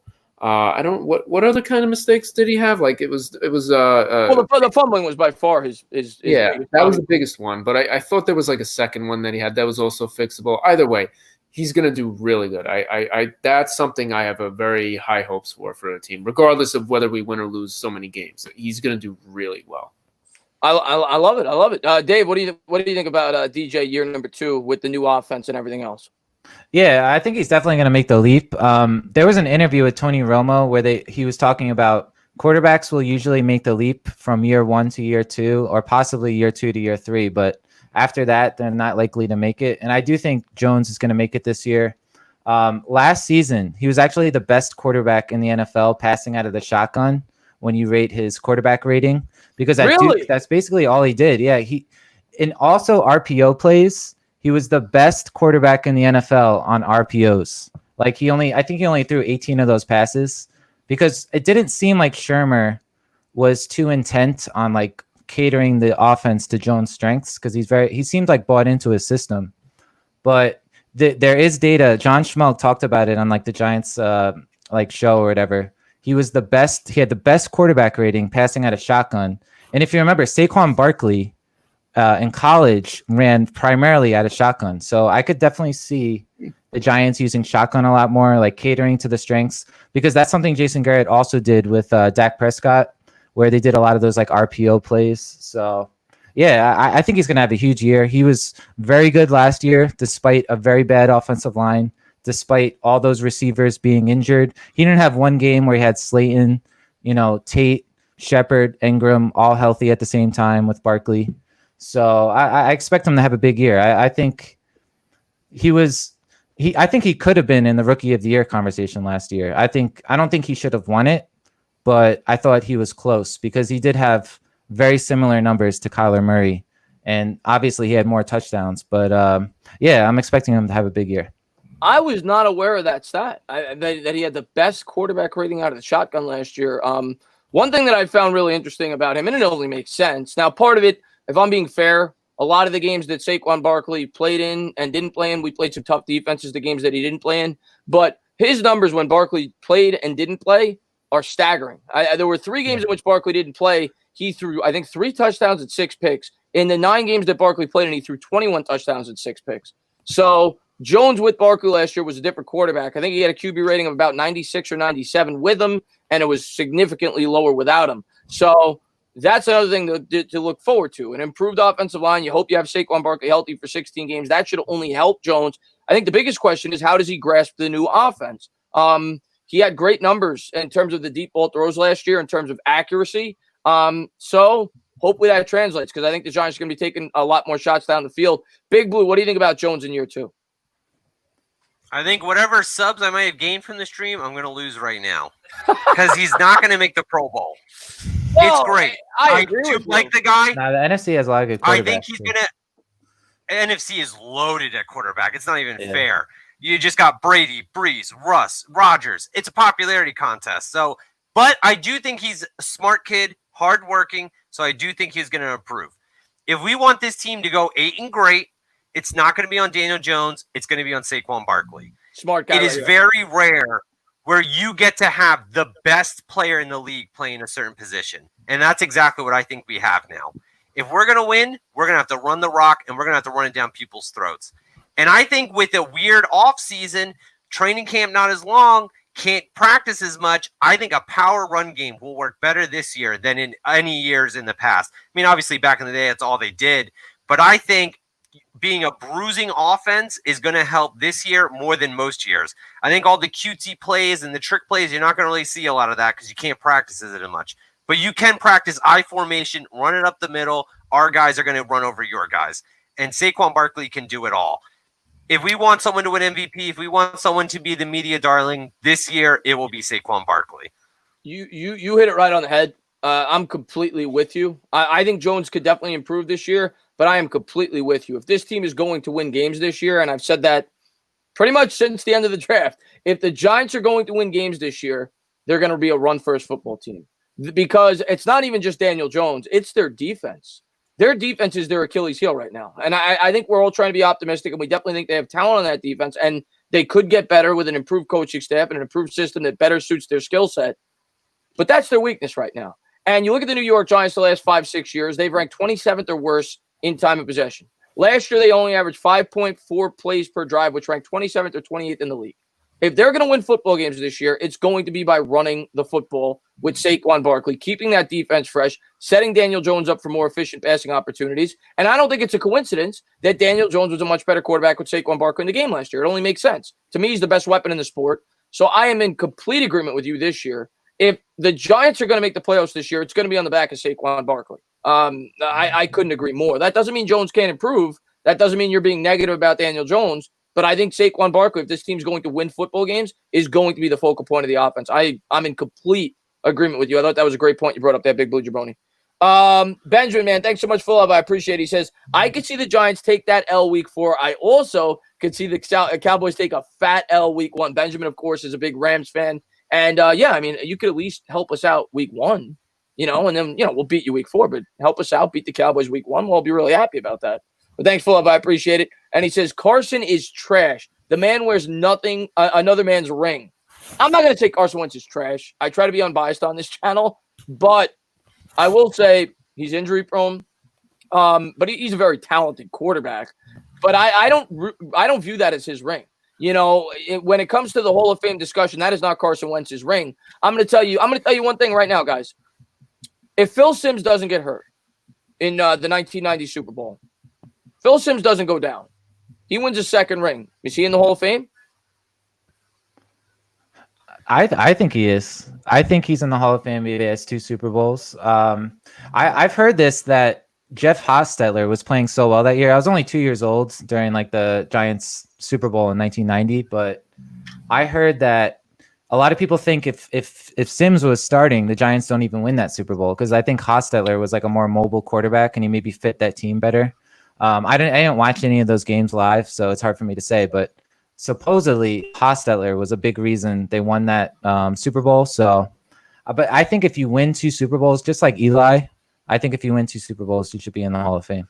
Yeah, and that's kind of that's my point there. Well, Wentz has a ring. He won a ring. He got a ring. At the end of the day, the Hall of Fame to me is not going to look at it like he got that ring. That's Nick Foles' ring. So I don't think it helps his Hall of Fame credentials. That's all I'll say about that. Not trying to be a hater on the Eagles. I think Wentz is a very talented quarterback, but he's very injury prone. Samuel, man, thanks so much for love. I appreciate it. He says, what's the kicker situation this year, especially with a special teams minded coach? Giants seem to have bad luck with kickers staying out of trouble. Okay. I mean, I'll start there. I mean, Rosas, I think, is going to be cut. I'd be surprised if he's not. He's, to me, he looks like he's guilty. The guy had blood all over him. He was going 100 miles an hour. He was driving drunk at 8 a.m. Rosas, to me, is going to be cut. And we'll see what they do with the kicker. There's a number of guys out there. Gostkowski's obviously been the most popular name. The Patriots cut him. Judge coached him as the special teams coordinator. But at the end of the day, I think they'll do what the Bears did. They'll probably bring in a bunch of guys to compete for that position in training camp, and may the best man win. But I think you guys are probably in agreement with me. Do any of you guys expect Rosas to be back with this team this year? No, I think there's a chance, even if he didn't have this whole incident, he might have been cut, because he was really bad last year. I think they would have brought in competition for him. I think he would have been the front runner, but I don't think it was a guarantee that he was going to be the kicker, because he was not very good last year. He was a Pro Bowler 2 years ago, but I think Gostkowski, if he's healthy, would offer the most upside, and it makes sense since Judge coached him in New England as a special teams guy. But yeah, I don't think Rosas will end up even trying out for the Giants. I agree with that.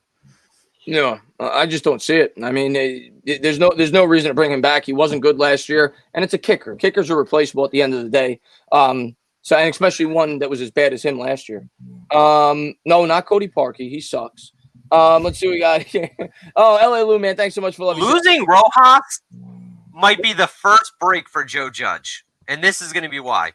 He's a special teams coach. He can't bring in offensive guys. He can't bring in defensive guys. He can bring in special teams guys. And when he's walking around the locker room and everyone's going, is this Judge the real deal? What's up with this guy? There's going to be a guy with Super Bowl rings on him, Hall of Fame resume, who's going to be able to go, yeah, guys, he's the real deal. Bill Belichick loved this guy. He was the right-hand man, or whatever you wants to say. He can't bring in his own players. Now he has an opportunity to bring in the most important special teams player, a guy who's great, a guy who's won some rings, and he can go, yeah, he's the real deal. We really should listen to this guy. I'm here for Joe Judge.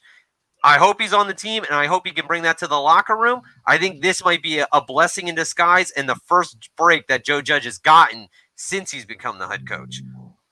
It's a positive way to look at it, and maybe it will. I mean, I don't think well, let's put it this way. They can't be worse than Rosas last year. Rosas cost us probably at least 2 games. So Yeah, I mean, I don't think it's going to be. It's just chaos, and it was nonsense that he had to deal with in the offseason. But it's not anything that made me, depressed. Let's put it that way. I think Rosas is very replaceable, and maybe, like you said, maybe it's a blessing in disguise. Lou, man, thanks so much for love. I appreciate it. He says this just in: Redskins to announce new name Monday. Yeah, Lou, I heard the rumors on Twitter that it looks like it's going to be Red Wolves. So we'll see. They're going to announce it tomorrow, and I think from everything I'm hearing, that's what the name's going to be. And Real New York Giants Mafia said, Big Blue Jabroni, what a name. He loves your name. Hey, man. How did you get your name, by the way? I got this. I was in Mexico with my fiance, who's sitting next to me, not listening to me, but she's watching Chopped or something. And we went to a luchador match. And I saw this outside, and I was like, oh, that's mine. I need it. I don't know why. I'll probably never wear it. It's probably $1 or whatever. $2, I'm being informed. And I said, yes, give me that. And then after I found about the whole YouTube world, I said, man, there's a lot of guys on here who look just like me. I got to stand out a little bit. And I thought it was just perfect. And then the name fits beautifully. I think it's all gone well so far.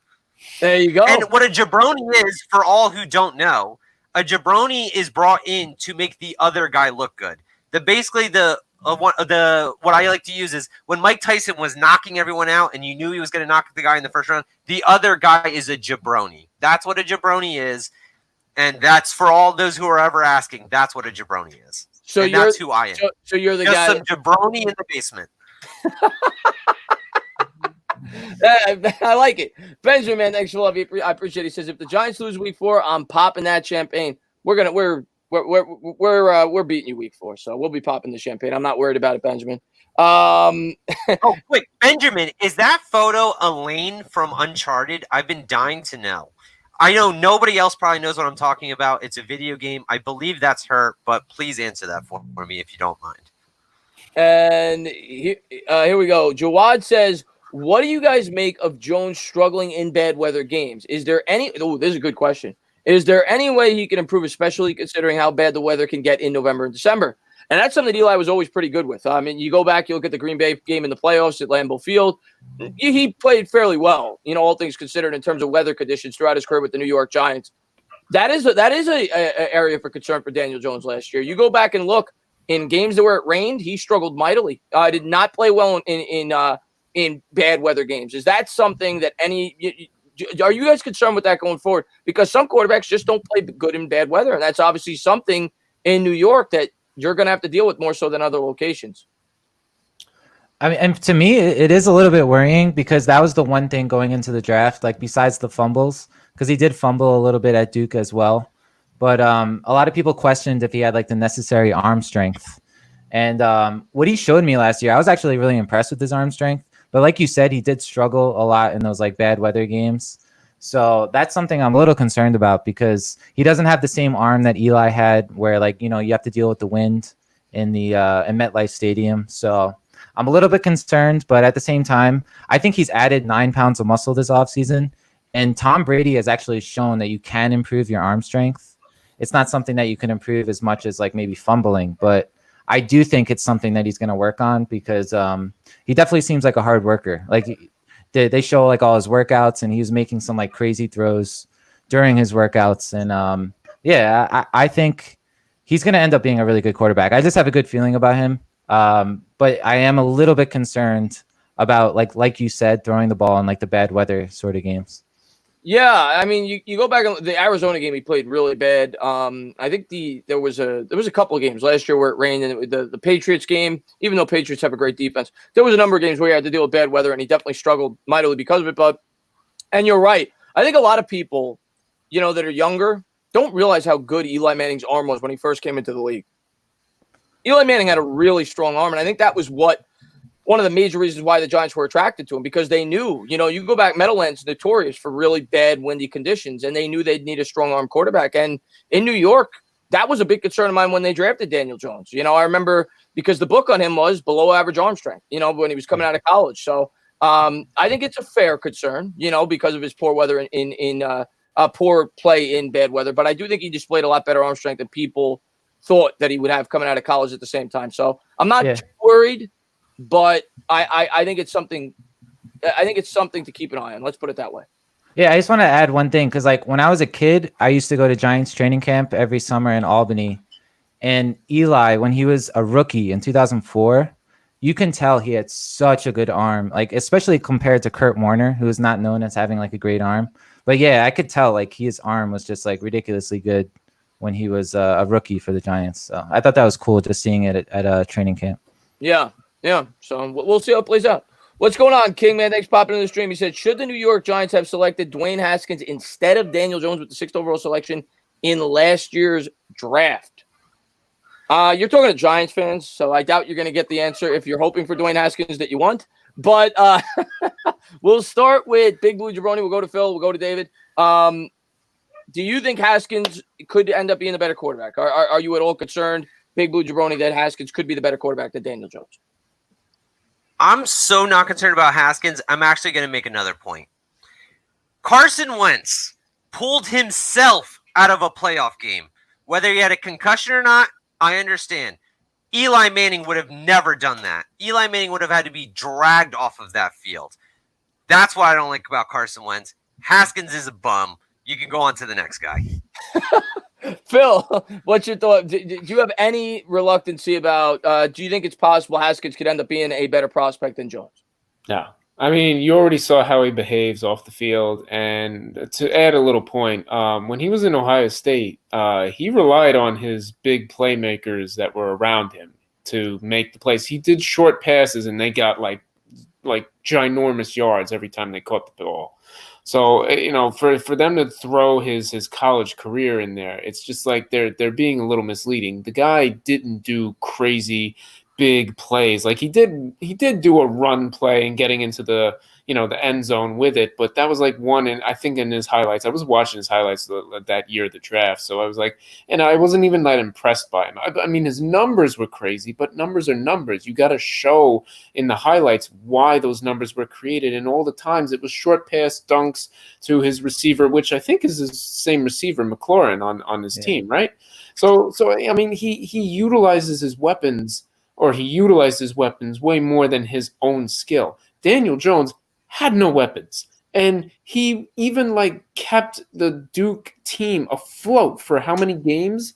No, I absolutely do not regret ever. I don't even care that the Giants didn't get him. I'm happy the Giants didn't get him, to be honest with you. All right. And what about you, David? Yeah, I think the only advantage Haskins has is he does have a better arm. He has better arm strength, but Jones is much more accurate. He's much more athletic. And I think Jones' athleticism is definitely underrated. Haskins at Ohio State had Paris Campbell, who was picked in the 2nd round, and McLaurin. And he would throw like a lot of short passes to them, and they were so fast, and they had a good offensive line, good running backs. So I was never that high in Haskins. I think Jones was definitely the right pick. And I give Gettleman a lot of credit because he definitely took a lot of slack for it. But it seems like at this point, it was definitely a good pick at number 6. Yeah, here's what I'll say about Haskins. I don't want to sound like a complete hater. I still think Haskins could be a good quarterback in the league. I think but I'm taking Daniel Jones. The work ethic concerns for Haskins year one was definitely a big major question mark for me. The way that he acted on the field, on and off the field. I agree with you in what you say. Have a great night, Lou. I just saw that you said that you were leaving. I think I saw Josh in here, by the way, from the Sports Freight. Glad to see you in here, man. Hope all is well with you, man. What was I going to say? I think he definitely has a strong arm. He definitely has a stronger arm than Daniel Jones. And he was thrown to the wolves before he should have been. He only played in college 12 or 13 games. I thought that Phil hit it on the head, though, at Ohio State, the weapons that he had there. He also had the guy that went to the Colts. I can't remember his name off the top of my head, but he was a really good receiver. He got drafted in the 2nd, Paris Campbell. He had two of the top 5 prospects in college football at the wide receiver position last year. So he had a lot of weapons. I think that played into it. And, yeah, he wasn't asked to do as much as Daniel Jones. I think he could still be a good quarterback. But you look at Washington, you look at the supporting cast there. They have a below-average offensive line. Outside of McLaurin, he's got nobody to throw to. You've got a grandpa at running back with Adrian Peterson. I don't see the supporting cast. And Darius Geis, yes, but he's coming off a major injury. I don't see the supporting cast right now for Dwayne Haskins. I think he's going to struggle in year 2. That's my honest opinion. At this point, I'd much rather have Daniel Jones than Dwayne Haskins. That's just my honest opinion. Benjamin, man, thanks so much for love. I appreciate it. He says, first off, it's Elena from Uncharted. So somebody asked him. I think it was somebody asked him. Big Blue Jabroni, I think. Right. Yeah. And Yeah. secondly, Great game. And secondly, Chris, just accept it. Put down the Lord of the Rings movies and the pumpkin beer and say it with me. Go Rams. I love both those things. Lord of the Rings is my favorite movie of all time. And I'm not going to say I don't hate the Rams. I just hate you I hate you guys when you play the Giants. And LA Lou, man, thanks so much for love. I appreciate it. He says, I did not pay Ben to do this. Effing A. LA Lou, man, have a great night, man. Thanks for the love. And Asia, thank you so much. She says, stand up, my sexy Dana. Which sports you excited for the most? Baseball, basketball, hockey, or football? And what do you think about the possibility of having cutout fans in the stands? That's going to be weird. Okay, so I don't know if you guys watch Korean baseball. They did that. The KBO. I didn't watch it much, but I saw highlights on ESPN. I don't know if they're going to do that. I think that would be incredibly weird. The sports that I'm looking forward to the most, though, out of those is football. I mean, I love baseball, but they're only going to play 60 games. But I just want to see sports in general. So right now it's baseball and basketball because they're going to be the first back. I don't think they would have cardboard fans. I'd be surprised if they did that. That seems a little tacky for Major League Baseball to do that. But they did do that in the KBO. Zuhab, man, thanks for love. He says, one stat we must improve on offense and defense. That's a good question. All right, real quick, let's do that. Let's start with David. Give me and we'll go all three guys. Give me the offense and defensive stat that the New York Giants must improve on, and then I'll give mine at the end of it. Go ahead. Yeah, on offense, I agree with you. I think it's time of possession. I do think we need to be a run-first team, and I think our defense is still a weakness. I agree with that. But on defense, it's definitely the pass rush. Like, we have to find a way to get after the quarterback, so I'm going to say sacks. I think Dexter Lawrence, he's the player on the defense I'm the most high on, so I'm hoping he can get like 6 or 7 sacks, or maybe Leonard Williams could get that amount, or those guys in the interior, because I don't have so much confidence in our edge guys. So I'm going to say sacks for defense, and then offense, time of possession. I like it. Jabroni, go ahead. I'm going to say basically the same thing, but say it differently. Plays per possession. Offense, we got off the field too quick, and on defense, we couldn't get them off, which just leads to time of possession. But too many 3-and-outs and too many long drives. They did give up some big plays, but it usually was a 12, 13, 14 play drive where they're driving off the clock. And then we would go back out there. We'd run it on first down, run it on second down, put it on Danny on third down and say, okay, Riley, you're our best player. Go back out there. Right.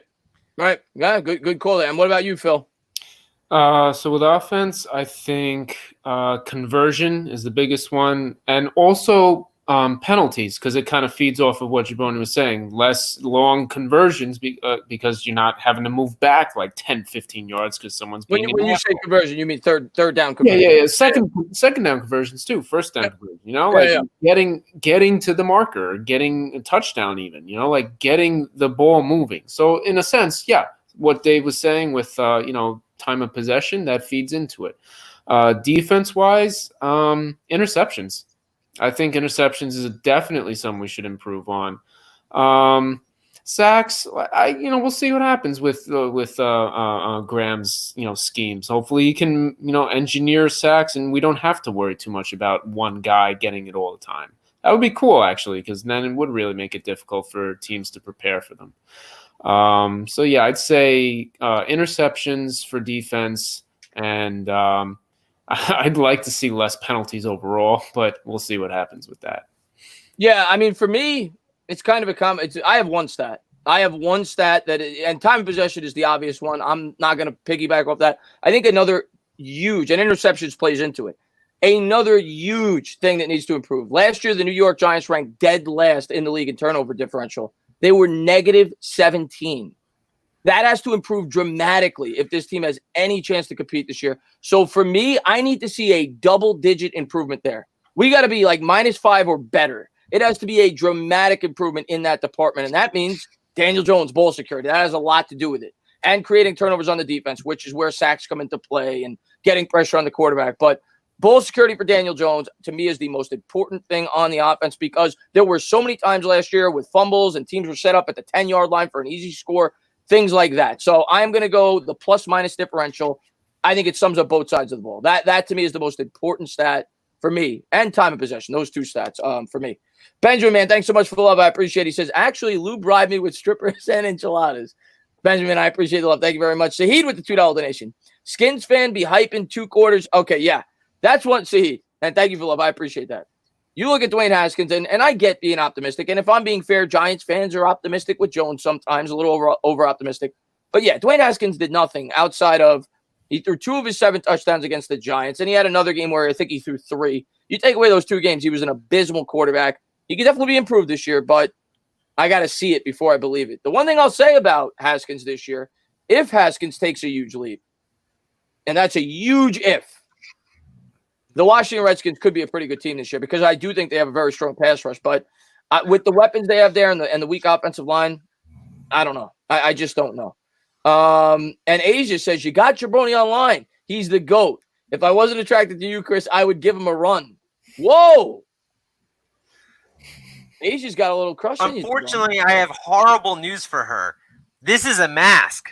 I don't actually look like this. So I just don't want to give out any misinformation. That's all. If a guy walked down the street and he looked like this with the Giants thing, I'd be attracted to him too. I can't lie.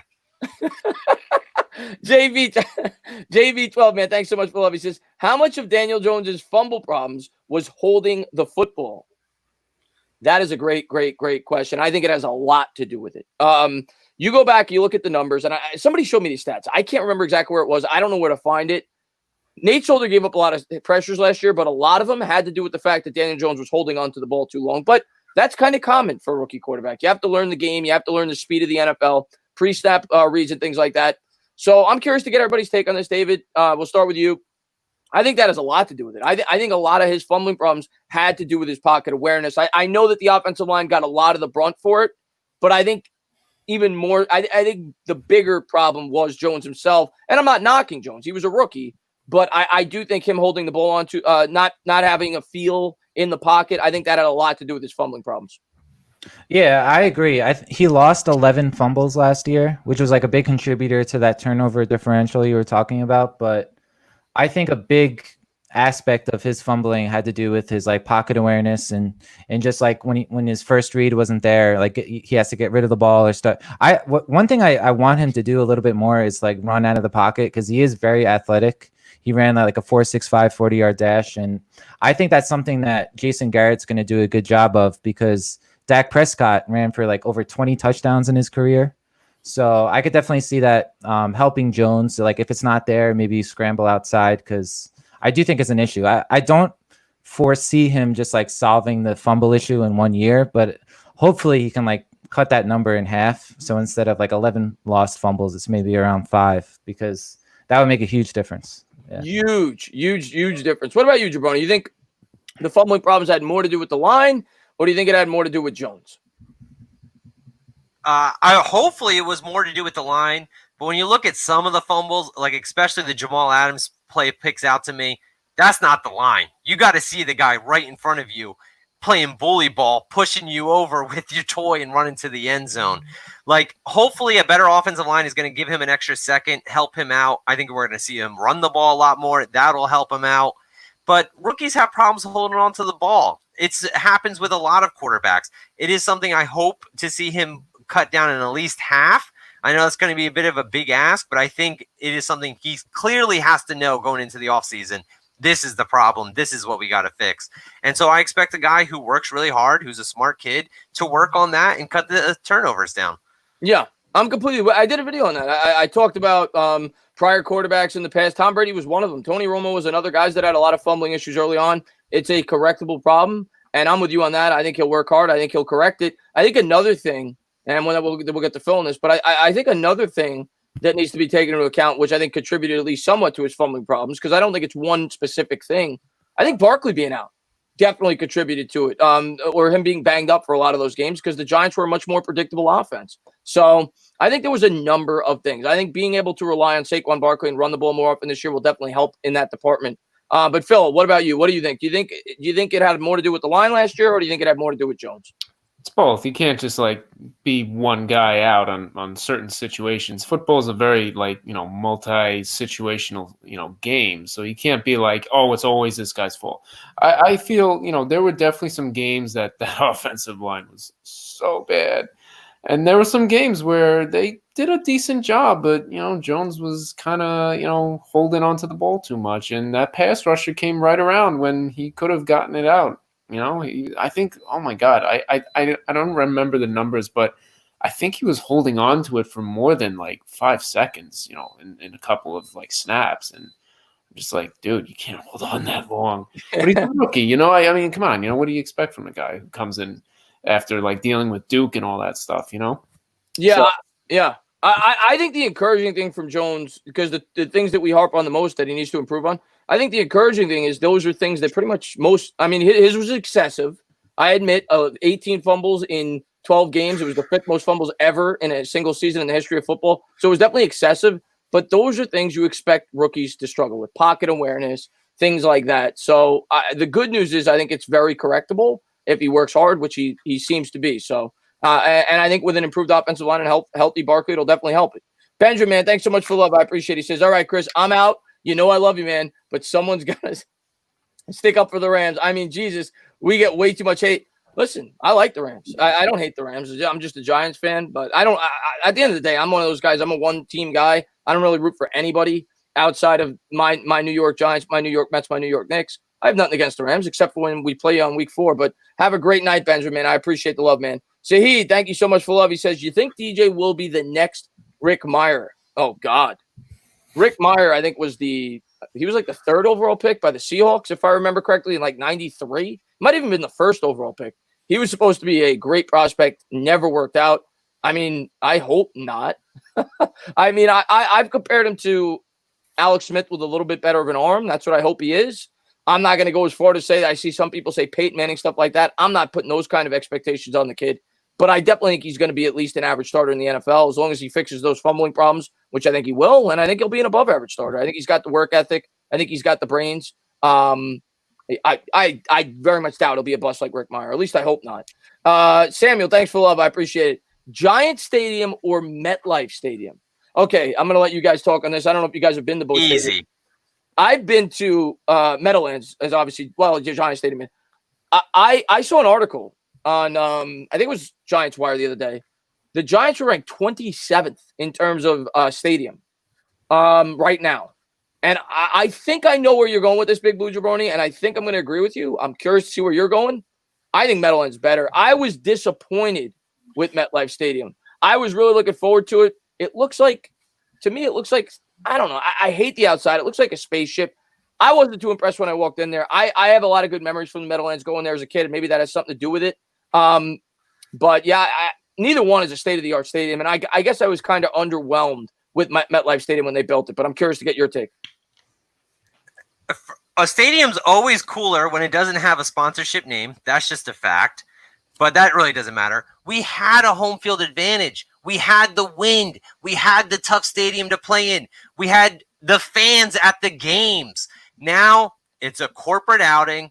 Half of the state, when you go to a game, we are not fully sold out. Even when they say they're sold out, there are missing seats everywhere. The crowd's not as into it. And it is as generic of a stadium as it can get. Your stairs are to your left. This is to your right. There's nothing that stands out. There's nothing cool about it. I went to Jerry World this year, and I would hate to say that stadium was cool. It was real cool. It stood out. It looked like nothing else I've ever seen.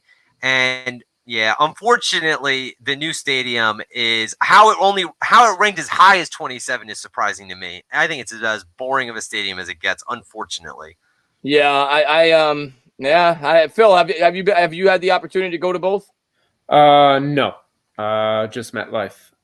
But yeah, I agree with everything Jabroni said. So to be honest, we're pretty much on the same page with it. Yeah, I just think it's very generic. And like he said, and then I'm going to get to David, but one thing, you go back, you hear stories about the ushers used to open the doors when the team was kicking field goals because of how bad the wind was at the old Meadowlands, at Giant Stadium. We don't have that anymore. It's just not the same thing. And I'm with you. I kind of miss the old stadium. What about you, Dave? Yeah, when I was actually 12 years old, I played in a flag football championship, like on the AstroTurf. Like we used to have AstroTurf at the old Giant Stadium, and I just thought that was a cooler damn. stadium. I went to the new stadium, MetLife, and I didn't think there was like anything special about it. So yeah, I like the old stadium. I was there when I was a kid, and I was like able to go on the field, so it was really cool. And I went to the Dallas AT&T Stadium in Dallas, and that was by far the best football stadium I've ever been to. So I definitely think the MetLife, there's just nothing like special about it. I thought in Dallas you had that like giant screen, which was like really cool, and it was just a much nicer stadium overall. Yeah, I'm kind of with you on that. I was definitely underwhelmed by it. Blue Collar, man, thanks for love. I appreciate it. He says, were you impressed with Peppers last year, or do we need more from him? Should we lock Barkley up sooner or later? Diverse fans, a doctor, and a jabroni. Yeah, well, he's not a doctor, but Phil works in the medical field. Doctor of physical therapy. Yeah, but we definitely got some diverse fans on the panel tonight. Yeah, let's talk about Peppers. I mean, Peppers, I think, only played in 11 games last year. He was hurt. But I thought he played fairly well. Now, do I think he needs to improve a bit? Yeah. And do I think he will? I hope. I think he fits this defense very well. He's a very versatile player. Am I sold on him as a long-term answer? No, not yet. Because you have to ask yourself, are you willing to pay this guy $16 million a year? Because that's what it's going to cost, depending on what the market's going to be. Because look at what Landon Collins got 2 years ago. From the Washington Redskins. If he has a good year this year, he's going to want that type of money. So even though I know they extended him on his rookie deal one more year, but he's going to want that contract sooner than later. So I'm not sold on him as a long-term answer. Do I think Peppers is a good player? Yeah. Do I think he can get better? Sure. And then I'll let you guys speak on Peppers and Barkley as well. I've already given my opinion on Barkley several times on whether or not they should extend him if he's healthy after this year. But David, we'll start with you. Give your opinion real quick on Peppers and the potential Barkley extension after the third year. Yeah, I'm excited about Peppers. He was actually a Heisman Trophy finalist at Michigan. He's by far the most athletic safety we have. He's even more athletic than McKinney. He does struggle a little bit in coverage, though, and he's best near the line of scrimmage. So I think McKinney is going to play more like the free safety this season. But I do think Peppers will be better than last year. He did struggle a bit in coverage, but I do think he's better than Landon Collins was, who I think was like a major liability in coverage. And I think Saquon is somebody that they definitely should sign long-term because I don't even view him as like your typical running back. He's more of a weapon to me. And I think he's very good in the passing game. So I think, just like McCaffrey, he could win like multiple ways. I think they're going to utilize him a lot more in the passing game. So yeah, I would definitely sign him long-term. I think he's the best running back in the NFL. Yeah. And you'd want to do it now and not wait the extra years on his contract. I mean, I would probably wait. I think eventually they should sign him, but I mean, there's so many injuries in the NFL. I think it would probably be wise to just, play out, maybe sign him 1 year early. But I think at this point, maybe it's a little too early to sign him long term because you never know with injuries. So I think it's probably smarter to maybe wait 1 more year. Okay. What about you, Big Blue? What's your thoughts on Peppers and the potential extension of Barkley after year 3? I think Peppers is really solid. I don't think he's like all worldly. He's definitely not worth Landon Collins money. Landon Collins isn't worth Landon Collins money. But like when you see Fitzpatrick, when he was on the Dolphins, no one really cared about him. He gets traded. He's into a real good defense. There's people around him to help. And then all of a sudden he's all worldly. If the Giants defense gets a pass rush, if we can fix the corner position, then all of a sudden this kid's going to make plays for us. And we're all going to look at Dave Gettleman like he's a genius. Safety is such a hard position to be just so great by yourself. You need people around you. You are the safety. It's even in the name. You need other guys to do their job for you to stand out. I think he's a ball player, though. And Barkley, oh, yeah, sign him up. The thing that kills me about Barkley is a point Skip Bayless always makes is if you take his longest run away, his games aren't all that great. But there's not a lot of guys who's guaranteed to break one every game. And he can do that at any time. He's the best player on the team. Why wouldn't we want him on the team? That's just how I see him. Yeah, it costs a lot of money. Yeah, people don't pay quarterbacks or running backs a ton of money. But he's a stud, and he's the best player on the team. So I want him on the team as long as possible. Sign him up, get him paid. Yeah, I just think he's going to make the quarterback job that much easier, too. I mean, I think people need to take that into account. And, yeah, I'm pretty much with you on pretty much everything you said right there. And, Phil, I'm assuming you probably share similar thoughts on this one. Yeah, to kind of piggyback off of what Jabroni said with regards to safety position, you look at his stats and when he did well, he had Connolly and the other good linebackers before they got injured doing a lot of damage on the field too. And that's where he got those interceptions. That's where he got those major tackles and fumbles before he got injured, obviously. So, obviously he had a short season too. So I feel like if he got the full season, he, would have been able to make some plays with the limited other personnel around. But I definitely think he's a good, solid safety. And like I guess all you guys are saying, definitely not worth Landon Collins' money. But I think that's something that he was an aberration with that money. The Redskins they're just dumb. So I'm not really going to think that every other team's going to let other safeties walk all over them and have them suck that money out of their wallets like that. But so with Barkley, pay him whatever he wants. I do not want to see him leave this team ever, except for retirement. Pay him whatever he wants. You want $100 million a year, you got it. I'm not doing that, but I get your point. I get your point. And to go back to Big Blue Jabroni's point that I want to I was thinking of as you were talking about it. It's a great point you brought up about the safety and about how it is a position that definitely relies on other positions to stand out. You go back, look at Landon Collins. Landon Collins was arguably the defensive player of the year for the majority of the 2016 season. And a big reason for that, he had a great defense around him. Janoris Jenkins that year was one of the top 3 or 4 corners in the entire league. We all remember how he shut down Des Bryant the both times they played the Cowboys. Snacks Harrison was huge, right? Olivier Vernon, JPP. There was a lot of talent on that defense that year, and Landon Collins stood out because of it. And it was when you started to see – it's not like Landon Collins changed as a player overnight. I think he got exposed to his deficiencies because he lost talent around him, which is why I don't prioritize the safety nearly as high as some teams may. Now, I definitely think there's safeties that are more versatile and can do more things. Maybe a guy like McKinney. But I'm with you. I think it is a position that definitely depends on a lot of the other positions on the defense. I thought it was a really good point you brought up. Let's see what we got here. I don't even watch on this. Oh, you're talking about ESPN here. Let's see. That's another reason why I started doing this. I'm a Giants fan. And when you turn on ESPN and you turn on Fox Sports, if you're not the Patriots or the Cowboys or LeBron, they will not talk about us. And I'm like, I don't care about these same 3 stories every day. I want to hear about the Giants, but the Giants stink. We don't win any games. I can't blame them not talking about it. Nobody wants to talk about a 4-win team in terms of the national media. Muhammad says, if anyone gets the first overall pick, is Saquon 100% the guy to take in your fantasy team? Don't be biased, please. All right, I won't be biased. I mean, here's what I'll say. You can't go wrong. To me, it's either him or McCaffrey. There's really no other choice. And I'd have to analyze the schedules if I'm being completely honest. If I was playing for like $1 million and I wasn't just thinking as a fan, I'd have to look at the schedules. I don't know the Panthers schedule off the top of my head. But to me, it's either Barkley or McCaffrey. I think Barkley's going to get a ton of touches. I think McCaffrey's going to get a ton of touches.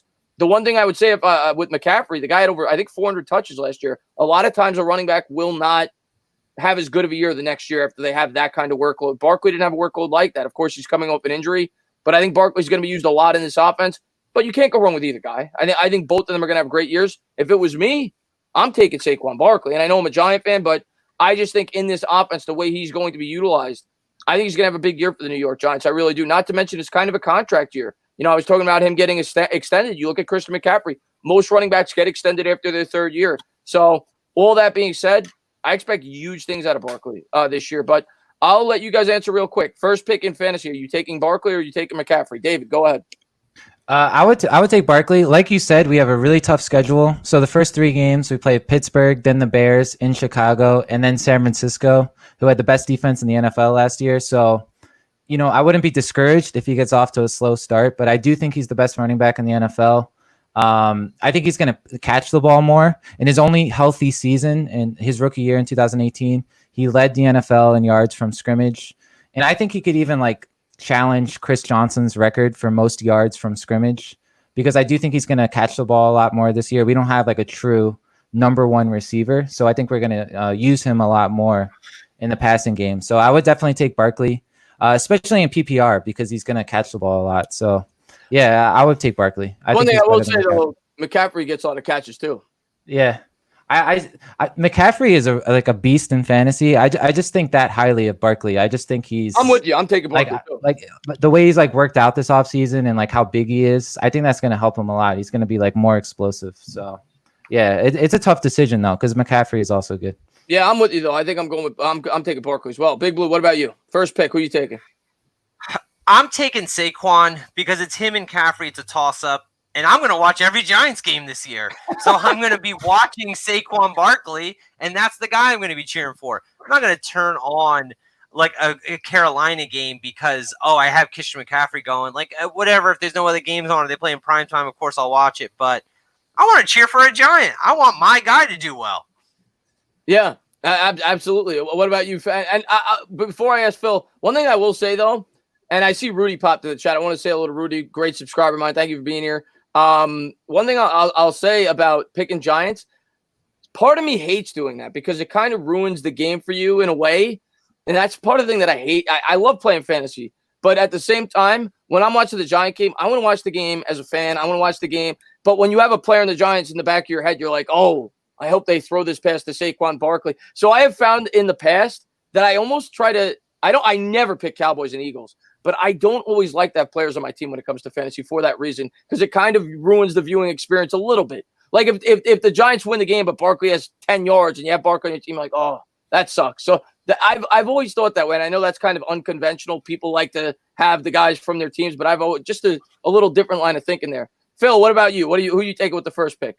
Well, to point out that I don't do fantasies, but I understand how it works. So I am going to go with Barkley. One, because, McCaffrey gets a lot of, numbers and he's good, but he's got Matt Rule, and we don't know what the hell that guy's going to do with that team. So he could probably go old Jerry on like how the Jerry did on the Cowboys and just totally screw over the run game for the pass game when it should not have been that way. So I'm going to go safe route with Barkley because we know Garrett's a run-heavy guy. And the offensive line is going to be a lot better. So he's going to get fed a lot more, and he's going to get a lot more numbers. So that's my guess right there. I like it. I like it. I definitely think he's going to get fed a ton. Samuel, man, thanks for the love. I appreciate it. He says, should we let Ingram and Shepard walk in free agency? It's a good question. Shepard, I'm not sure when the contract expires. They signed him to an extension last year. I don't remember how many years it was. Ingram's got 2 more years because they extended him on the rookie deal. It's impossible for me to answer that right now, at least for Ingram. I got to see if he could stay healthy this year and the next 2 years. We extend him on the rookie deal. So, but if the trend continues, no. If Ingram continues to get hurt, no. I do not want him here long term. And the same could be said for Sterling Shepard. I don't think Shepard's seen another contract with the New York Giants. I hate to say that. I love Shepard. He's had concussion problems. So if you're asking me right now, do either one of those guys see a new contract?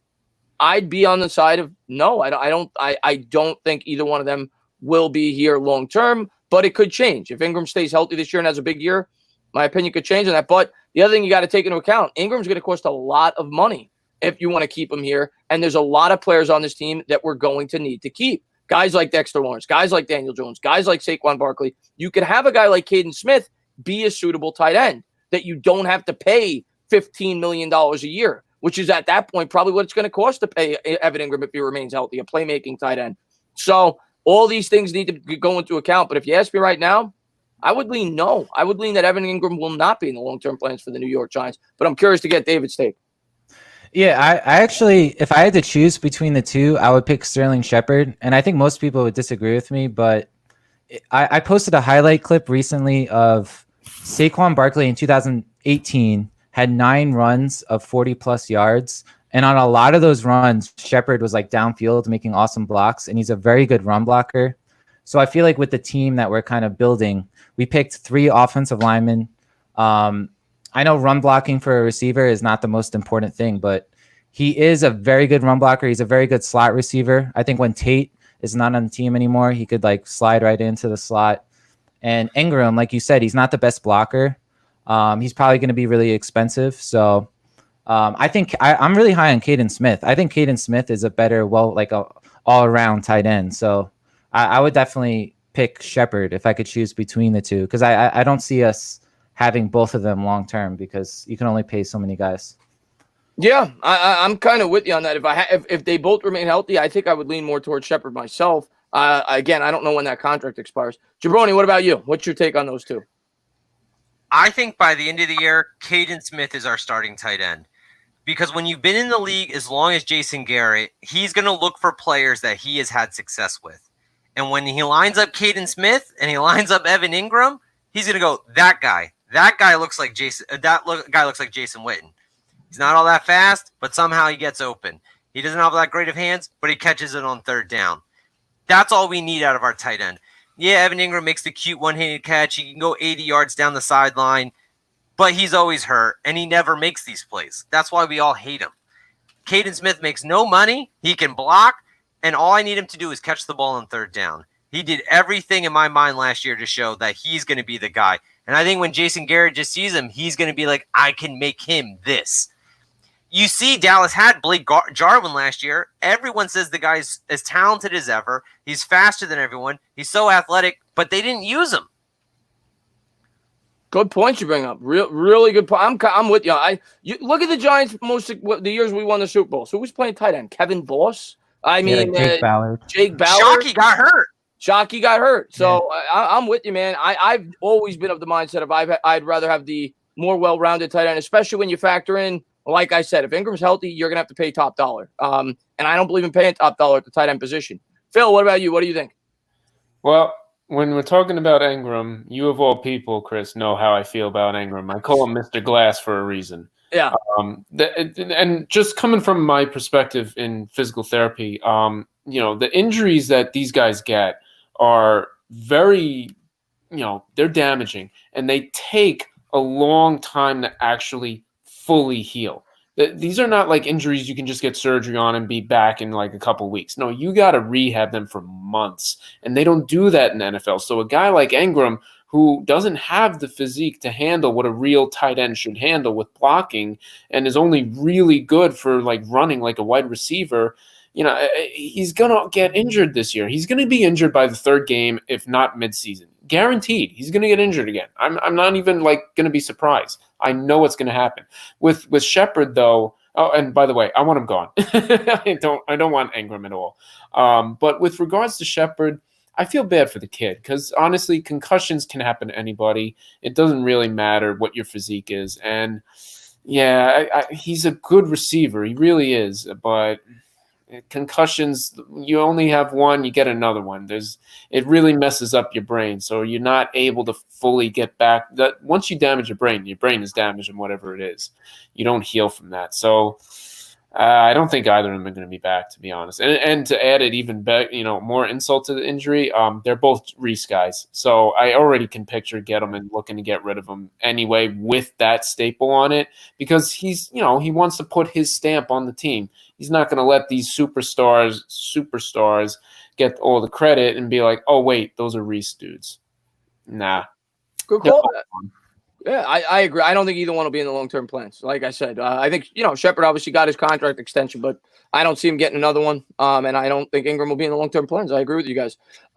Sam, man, I saw him ask a question. He said, okay, hey, entertainer, what do you think of potential free agent corner options if we do not sign one who could step up at cornerback 2? Okay, so he's asking, all right, I did a video on this a while ago, and I forgot. One guy that I remember I said that I liked was Carr, Brandon Carr. He's up there in age, but he's a guy that's proven to be durable. I don't think the guy's ever missed a game a day in his career, ever.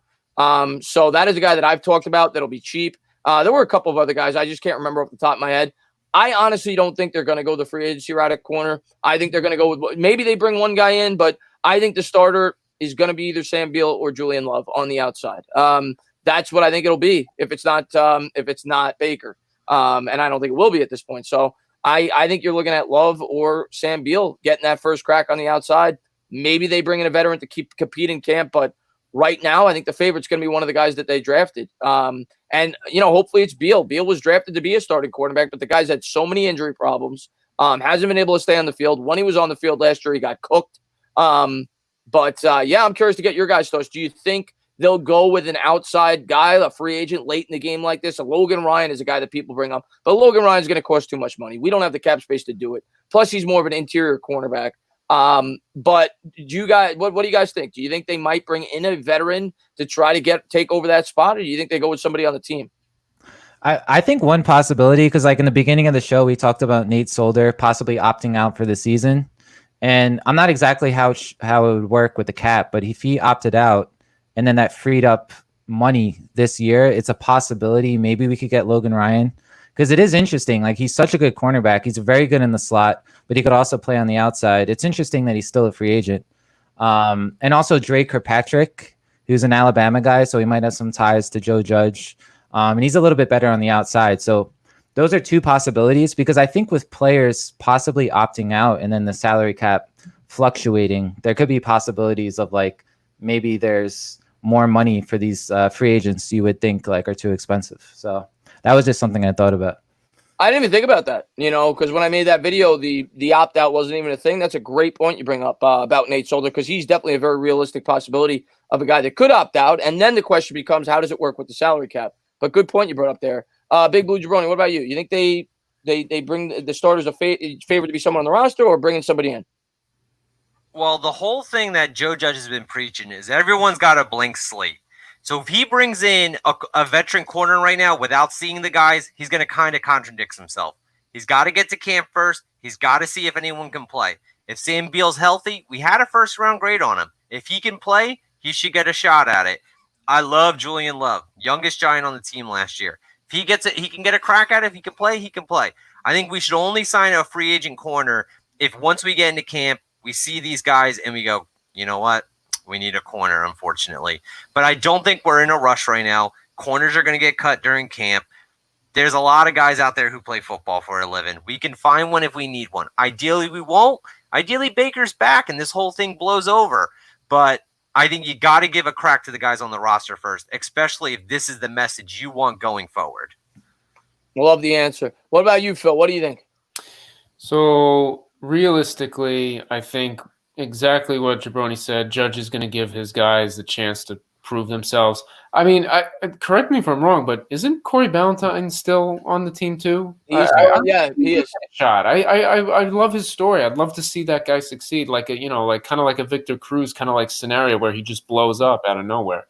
That would be really nice. But obviously, I don't know his numbers, so I'm not going to be like, oh yeah, he's the sleeper and stuff. But we got a lot of guys, so give him a chance. Let him at least learn and let him get some reps to get prove themselves, because it was always like Baker and we were like recycling between a couple of other people. So got to give these guys a chance. I feel, but what to add to it, I think with what Graham is going to do, he's just going to scheme with these guys. He's going to probably mix and match a bunch of the players to maybe at least cover up for the weaknesses that one of these guys has with the strength that another one has. I think that's the route they're going to go to at least save money. But if things don't work out, they're obviously going to go free agency, no question, and get somebody.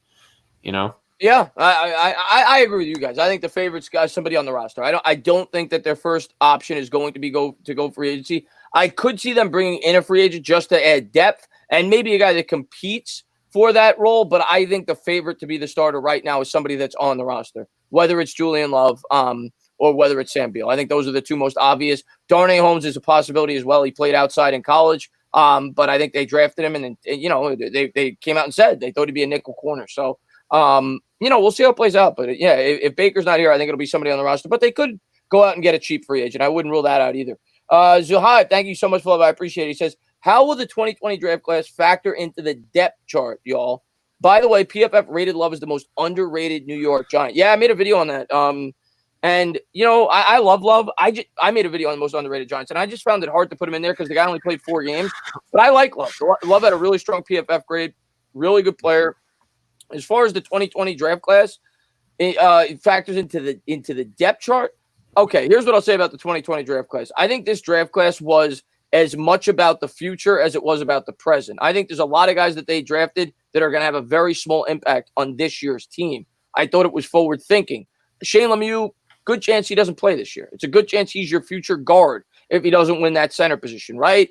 Matt Parrott, if all goes according to plan, is not going to be playing this year. He's a guy that's going to be on the bench. Now, it definitely adds to some of the depth. Like you said, we have a deeper offensive line because of that, because of those two players. But I think there's really only 3 guys outside of injuries that are going to have a huge impact in this year's rookie class on this year's team. And that is, of course, Andrew Thomas, Xavier McKinney, and Darnay Holmes. Carter Coughlin, I would have said might have had a niche, but with Marcus Golden probably coming back, I find it hard for even him to get significant playing time on this team, unless there's injuries. And those guys may have an impact in special teams and things like that. But that's my take. I think you're going to have 3 impact rookies this year from the draft, but I think a lot of those guys will help in the future. Anything to add to that, guys? Yeah, I actually think 3 players that can have an underrated impact were later in the draft, the athletic linebackers, because our linebacking core, if you watch the game against Arizona last year, Chase Edmonds, he looked like Barry Sanders. He was just running around our defense. We had very slow linebackers. So I think Cam Brown, who's very athletic, he's tall, but he's athletic. Carter Coughlin was a very athletic edge. He's a little bit undersized, but I think he could actually play off-ball linebacker. And then Mr. Irrelevant in the draft, it's not a guarantee that he's going to make the team, but Ty Crowder out of Georgia was a former running back, so he's athletic. So hopefully, one of those guys or maybe a couple of those guys in certain games against certain teams, like you said, they're going to mix and match based on the matchups. When we play Arizona again, a team that's very fast, maybe those athletic linebackers can really make a bigger impact than a lot of people expect, because I feel like Blake Martinez is a very good linebacker when the run's right up the middle, but he's not that athletic. I think Connolly is very athletic, but he's coming off the torn ACL. So I think those athletic linebackers at the end of the draft can possibly have a big impact. Cam Brown was an interesting name you brought up, and a lot of people view him as a guy with upside. He's undersized. I think he's only about 230 pounds. People think he's skinny. Yeah, gain a little more weight, but he's an interesting name you bring up, and that was a good point you brought up. Maybe they do see a little more time on the field than we expect because they do lack athleticism at that position, depending on what we see with Ryan Conley coming off that injury. So it's a good point you bring up there for sure. Anybody else anything to add in terms of the rookie class having an immediate impact? You can go ahead. It's really big. Oh, please go ahead. No. You go ahead. No. I was saying. I guess the big one is I truly do believe Andrew Thomas should start at left and then Nate to the right, but that kind of seems to be the big debate. We paid this guy a lot of money at the number 4 pick. He needs to be our future. I think you got to throw him to the Wolves. And one thing is you sit him down early and you say, hey, this is what a left tackle makes. This is what a right tackle makes. That's the difference. What side of the ball do you want to be on? You see this guy is struggling and we're moving him to the right. Do you want to be that guy, or do you want to be the cornerstone of this franchise? This guy's getting paid $17 million a year. He wants that job. Are you going to show up and show us that we made the right pick? Are you going to prove us right, more or less? Yeah, and another player that I wanted to mention is Benjamin Victor, the receiver out of Ohio State. And I know he's an undrafted free agent, but I feel like we haven't had that tall receiver. Slayton is 6'1", but I think Daniel Jones was actually the he had the 3rd highest quarterback rating in the red zone.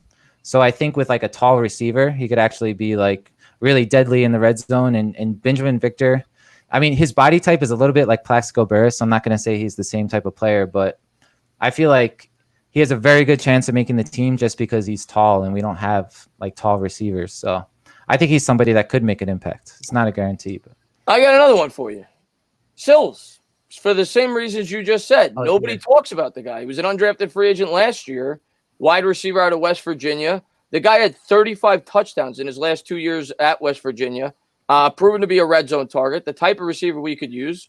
I think he's a guy that's just as likely as any of these undrafted free agent wide receivers, being that it's his second year to crack this team and have an impact. So I actually favor him out of all the undrafted free agent wide receivers to have the highest probability to carve out a niche this year for this team. But I think any of them could. So that was another good point you brought up with the undrafted free agent wide receivers, because we do kind of lack another exterior threat outside of Darius Slayton. So it was a good point. Phil, what about you, buddy?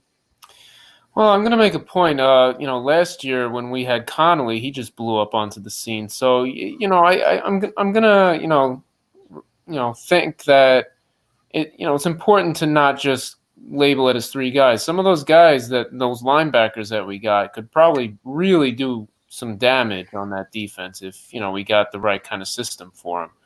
And you know what, like he just mentioned, Benjamin Victor, Victor Cruz, undrafted free agent. Look what he did. So I mean, I don't know all their stats. and I haven't seen many of their highlights, but sky's the limit. You know, you never know who you're going to get. It's like a treasure trove when it comes to undrafted free agents and, you know, the lower levels of the draft. I think, wait, Connolly was like our 3rd round pick, right? Or fifth round pick. Fifth. Well, then, yeah, I think we have some good sleepers in this draft. I really do, especially these linebackers. I'm going to keep an eye on them. I'd recommend everyone keep an eye on them. I think they're going to be some gems. And Jay Berman, sorry to interrupt. I was about to call him out. That was a good one. Leak. It was a good call there. Yeah, Leak. I think Leak is actually going to make the team because I think Gallman could possibly still make the team too. But Leak is a very good kick returner. And after Saquon and Deion Lewis, it's a little bit up in the air, like who's going to make the team at running back. And at Maryland, he averaged over 8 yards a carry. He's like a very explosive running back who had a bad NFL combine, so he didn't go drafted. But I think he can actually make the team. Like if I had to bet on it, I would say that there's a better chance that he makes the team than he doesn't make the team because he was really good in college. Yeah. I agree with you. And Leak might have that impact on special teams. Now, it could be Coleman, too. We all know that Corey Coleman did a great job for the Giants as the kick returner 2 years ago. But, yeah, maybe Leak has that impact as a kick returner. So that was a good one he brought up there at a position that we really don't have much. You know, Deion Lewis is coming off 2 bad years in Tennessee. He's like 31. He does bring a veteran presence, though, so maybe he could play good behind Saquon Barkley. But, yeah, Javon Leak definitely could have an impact for the New York Giants this year. So that was a good name that Jay brought up. Saeed, man, thanks for love. I appreciate it. Call me crazy, but Slayton 1,500-yard season. Yeah, Saeed, you're crazy. I love you, Saeed. Unfortunately. I love you, Saeed. But 1,500 yards, that's something that maybe 1 or 2 receivers do in the entire league on a year-in, year-out basis, and I do not expect Darius Slayton to be that guy, although I have said that I think Darius Slayton could have a very nice year for the Giants. I think he fits this system very well, and I think he's going to get a lot of targets. In the red zone, I think they'll throw a lot of balls down the field to him. He's definitely their best deep ball threat. So I think Slayton could have a really nice year, but he's not approaching 1,500 yards. So yeah, like Victor Cruz in 2011 had. Okay, guys, go ahead and talk. Oh yeah, Victor Cruz in 2011 had 1,600 yards, and that was like a magical season where he had all these big plays. So I don't think he's going to approach that, but I wouldn't be shocked if he had 1,000 yards because one thing that's a little bit underrated when it comes to how good a receiver plays, like in fantasy football, is you want to find a receiver that has good chemistry with that quarterback. And for whatever reason, it just seems like Slayton and Jones have very good chemistry. So, yeah, I think he's going to have a big year. Like, Big Blue Jabroni, what do you think about Slayton? I think he's a real solid player. I hope he can develop into like what Golden Tate was early on into his career. But how many times did Odell even get over 1,500 yards? It's just a really hard number. Even if you're Julio Jones or like a Michael Thomas, 1,500 yards is just a lot. So I do think he's solid. I think he's a good player. He's going to be here for quite a long time. I think him being a rookie with Daniel Jones helped him out tremendously because they worked together in camp. They worked together in all these other things. And that was the guy he was comfortable with. It might hurt him a little bit going into this year that he's going to be a little bit more comfortable with everybody now. And like I keep saying, we're going to run the rock. But he's a solid player. 1,500 yards is that's Madden numbers. Yeah, I don't see that. Maybe 1,000. Let's shoot for 1,000. I'll take 1,000. I'll take 1,000 right now. Blue collar, man. Thanks for love. I said. He says, not saying DJ's a running quarterback, but maybe some bootleg. Yeah, we were talking about that earlier. I think David was bringing up the possibility of the RPO. And the ability to get out in the open and run with the football, or at least, have the threat to run and, throw on the run, things like that. I would like to see that a little bit more. I'm not a guy that likes to see a lot of design runs for my quarterback. Go back and look last year. The play that Jones got hurt on, he was running. I like my quarterback to stay in the pocket and make throws, but I will say I think he is a quarterback that can make plays on the run. I would like to see a little bit more play action rollouts with Daniel Jones this year. For sure. We'll start with Phil there. What do you think about that? Well, I mean, his first start, he made a game-winning drive to get that touchdown. So I can totally see him making those big plays when he has to. It all depends on what Garrett wants to do with him and also what Joe Judge plans for each team. Because that's the one thing again, Judge has to prove himself, but I really love that one thing he said where he's going to really, tailor the game plan to whatever the team he's facing against. He's not going to go in it with like how Shermer was with his schemes or, McAdoo did with his schemes. He's gonna really do his due diligence and play the game with how the team is going to present it. So if that means Jones is going to be doing a lot of bootlegs, fantastic. He can do it. That's what I have confidence in. Yeah. What about you, Dave? What your thoughts on the bootlegs?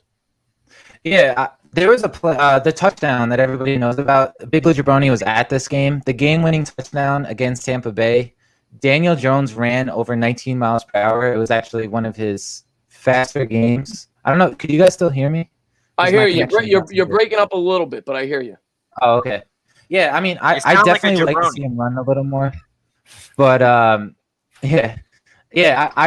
think he's so athletic. Like, this is the first time as a Giants fan being able to have an athletic quarterback on the team. Like, I grew up watching Dave Brown and then Kerry Collins and Eli. Obviously, he was like decently athletic as a younger player.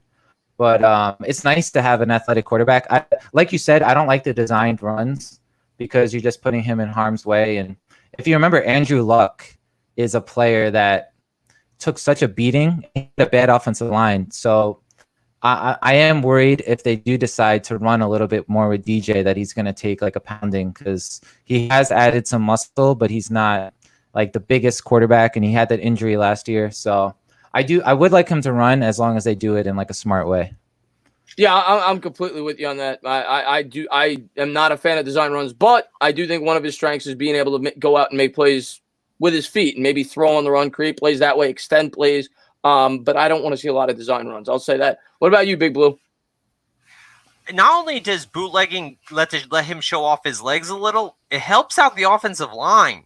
Because now all your backside pass rusher, or if you roll out the other way, they're almost taken out of the play because you're moving away from them. This is something that is going to, let's say that Andrew Thomas struggles early on. Well, let's bootleg to the right, get away from his side a little bit, and let these guys make a play. Obviously, he's a little bit more athletic than I thought he was when he drafted him. I was quite upset. I was very happy to be wrong.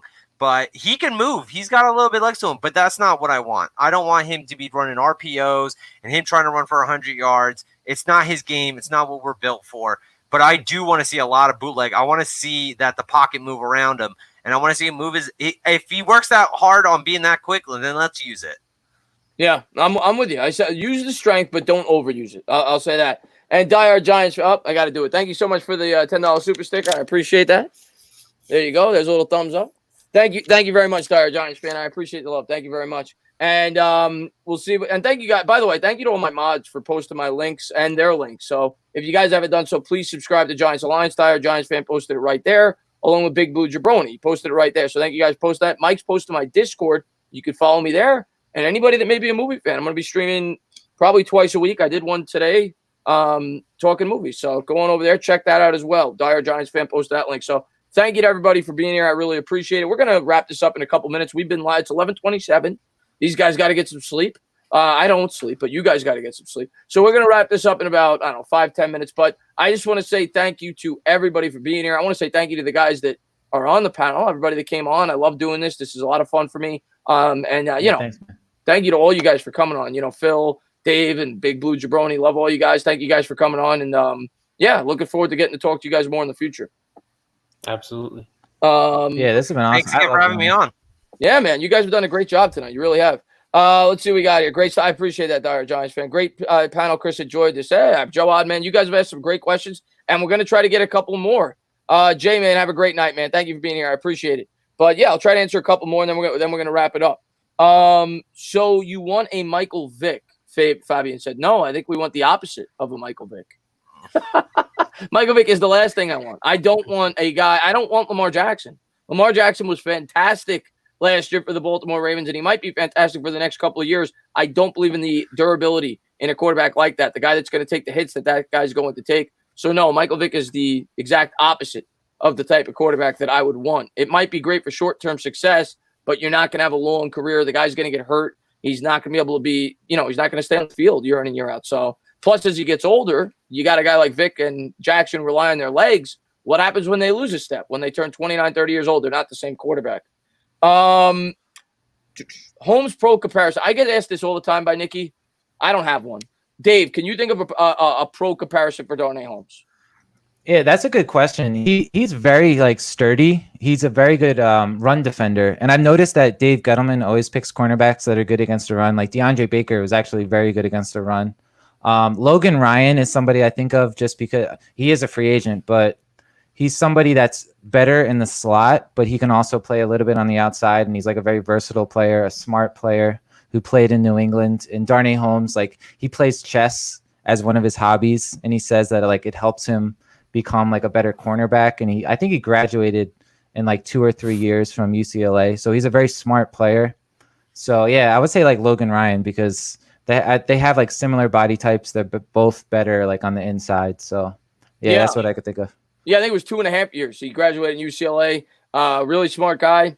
That makes sense. A guy that's versatile. Logan Ryan's played both on the inside and the out. That makes some sense. It's good. That's a good one. That's just a tough one. I mean, it's tough to come up with a slot corner. When you're let's see what we got here. Darnay Holmes, Justin Coleman, sports expert, says his pro comparison. Is it okay if I ask you a question? Yeah, go ahead, buddy. All right. So if you could have like any job in sports media, like if you can work on like WFAN, like if you and Bad Dog had a show, or you can work on like ESPN, like if you could have like your own like TV show or whatever, like what's your dream job for like sport, like a sports related dream job? You know what I mean? Wow. Like if you could do anything on like sports. That's a really good question. Or like a football like pregame show or something like that. I don't know. I'll tell you what. I love YouTube. I really do. And if I knew I could do it full time on YouTube, I think I prefer it here because I'm my own boss. I'm not controlled by anybody. I could say what I want to say. I could work when I want to work. I could do so. But that may not be as practical, right? ESPN is a company. You get paid a salary, blah, blah, blah. But if I could pick like the type of show that I would want to do, I really love podcasts. I really do. I would love to do a podcast, a hour show where I sit down and I talk and have a conversation. That's what I love to do. I would love to do a pregame show, like you said, but if I had to pick one, a podcast, similar to what's his name on YouTube, the former Rogan. Rogan, yeah, Joe, yeah, yes. Joe Rogan just got like $100 million for his podcast. I'd be okay with that. I'd be okay with that. But yeah, but Pat McAfee is who I think you were thinking of. Pat McAfee. That's who I was thinking of. Someone like that. He's hilarious. Oh, he's great. Yeah, a lot of people said Pat McAfee was like such an idiot for retiring from the NFL because obviously he was making a lot of money as a punter. And I think he just got like a big contract with somebody. I don't remember if it was Spotify, but it seems like it was a smart move because he's really good at like whatever his show. Like I think he's really good too. Oh, he's got the most popular podcast on YouTube in terms of sports, Pat McAfee. So that would be my answer. I would probably say a podcast, a professional podcast, a show like that. I would say that whether it's on YouTube or whether it's on another platform. But like I said, if ESPN calls me tomorrow, love you guys. I'd still come on YouTube if I was allowed to. But I think WFAN would be cool. Like I think you and like Bad Dog could have a good show. I don't know. Oh, WFAN would be awesome. That'd be incredible. Yeah. I grew up listening. Like I would be in the car with my dad. All we would listen to is like Mike and the Mad Dog and like every show on WFAN. So that would be cool. I'll say this though. I think Joe and Evan right now. They're pretty good. They're good. They're not Giants fans, but I still like them. Yeah. I'll say this about WFAN. Part of me thinks it's kind of dying a little bit. I feel like people, as a consumer, and a lot of people may not know about YouTube yet, but I feel like I'm not saying the product's better. Those guys are paid professionals. Those guys are great. But I feel like the experience as a fan is better on YouTube. Because look right now, sometimes you'll have 400 or 500 people in here when it's in season. People are talking to each other. You can't do that when you're listening to a radio show. You're just listening to a guy call in and talk, and a guy shoot his opinion, which is all well and good, and that's great. I love listening to sports radio, but I actually feel like this platform is better for sports fans because sports fans get to communicate with sports fans. It's not just me talking. You're talking to people in the chat as well. But I know that you're starting to see WFAN start to convert to YouTube as well. You're starting to see those guys have their own YouTube channels. I think this is part of the future for sure in the sports industry, for sure. YouTube. I think it's only going to get bigger. Yeah, I saw that Craig Carton's coming back because he's out of jail now. So I think WFAN, like supposedly, they're gonna like hire him back. But I always liked listening to him when he was with like Boomer Esiason in the morning. But sorry to cut you off. He was a funny guy, but go ahead, Phil. Well, one thing that makes no, go ahead, yeah. Oh, I thought it was Big Blue about to talk. I thought it was Phil was about. I was going to say something too, but go ahead, Blue. Go ahead. Well, the thing that I feel that's tougher about YouTube is if you don't get to your point, or if you don't start saying something good all of a sudden, I'm gonna go click on another video. If I'm listening to 660 on the drive to wherever I'm going, and they talk about something I don't care about, well, guess what? I'm gonna sit through it. This is my station, and we're just gonna ride on with it. If you don't put out a good product on YouTube, there's 10,000 of you. You better make your point. You better make it quick, or else I'm going to go watch something else. And it doesn't even have to be football related. Maybe I want to go watch a movie review. Maybe I want to watch a video game trailer. Maybe whatever it is, it's all there for you. So as a consumer, it's way better. Right. No, I completely. That's another great point you bring up, because there's, like you just said, there's, whether it's the Giants, whether it's movies, whatever, there's 50 guys doing the same thing. So you have your pick of the litter. When you're listening to WFAN, if you don't like the host, you got to sit there, you got to listen to him. And if you do like the host, but you don't care about what he's talking about at the time, you got to sit there, you got to listen to it. So that's a great point you bring up there. Phil, go ahead, buddy. He's a consumer, so there's a good perspective. No, I was just going to make a point. YouTube is the new radio from how it used to be. Like, there was radio, and then there was TV, then there was a computer, which is what we're on right now. So, you're on what radio is going to wind up.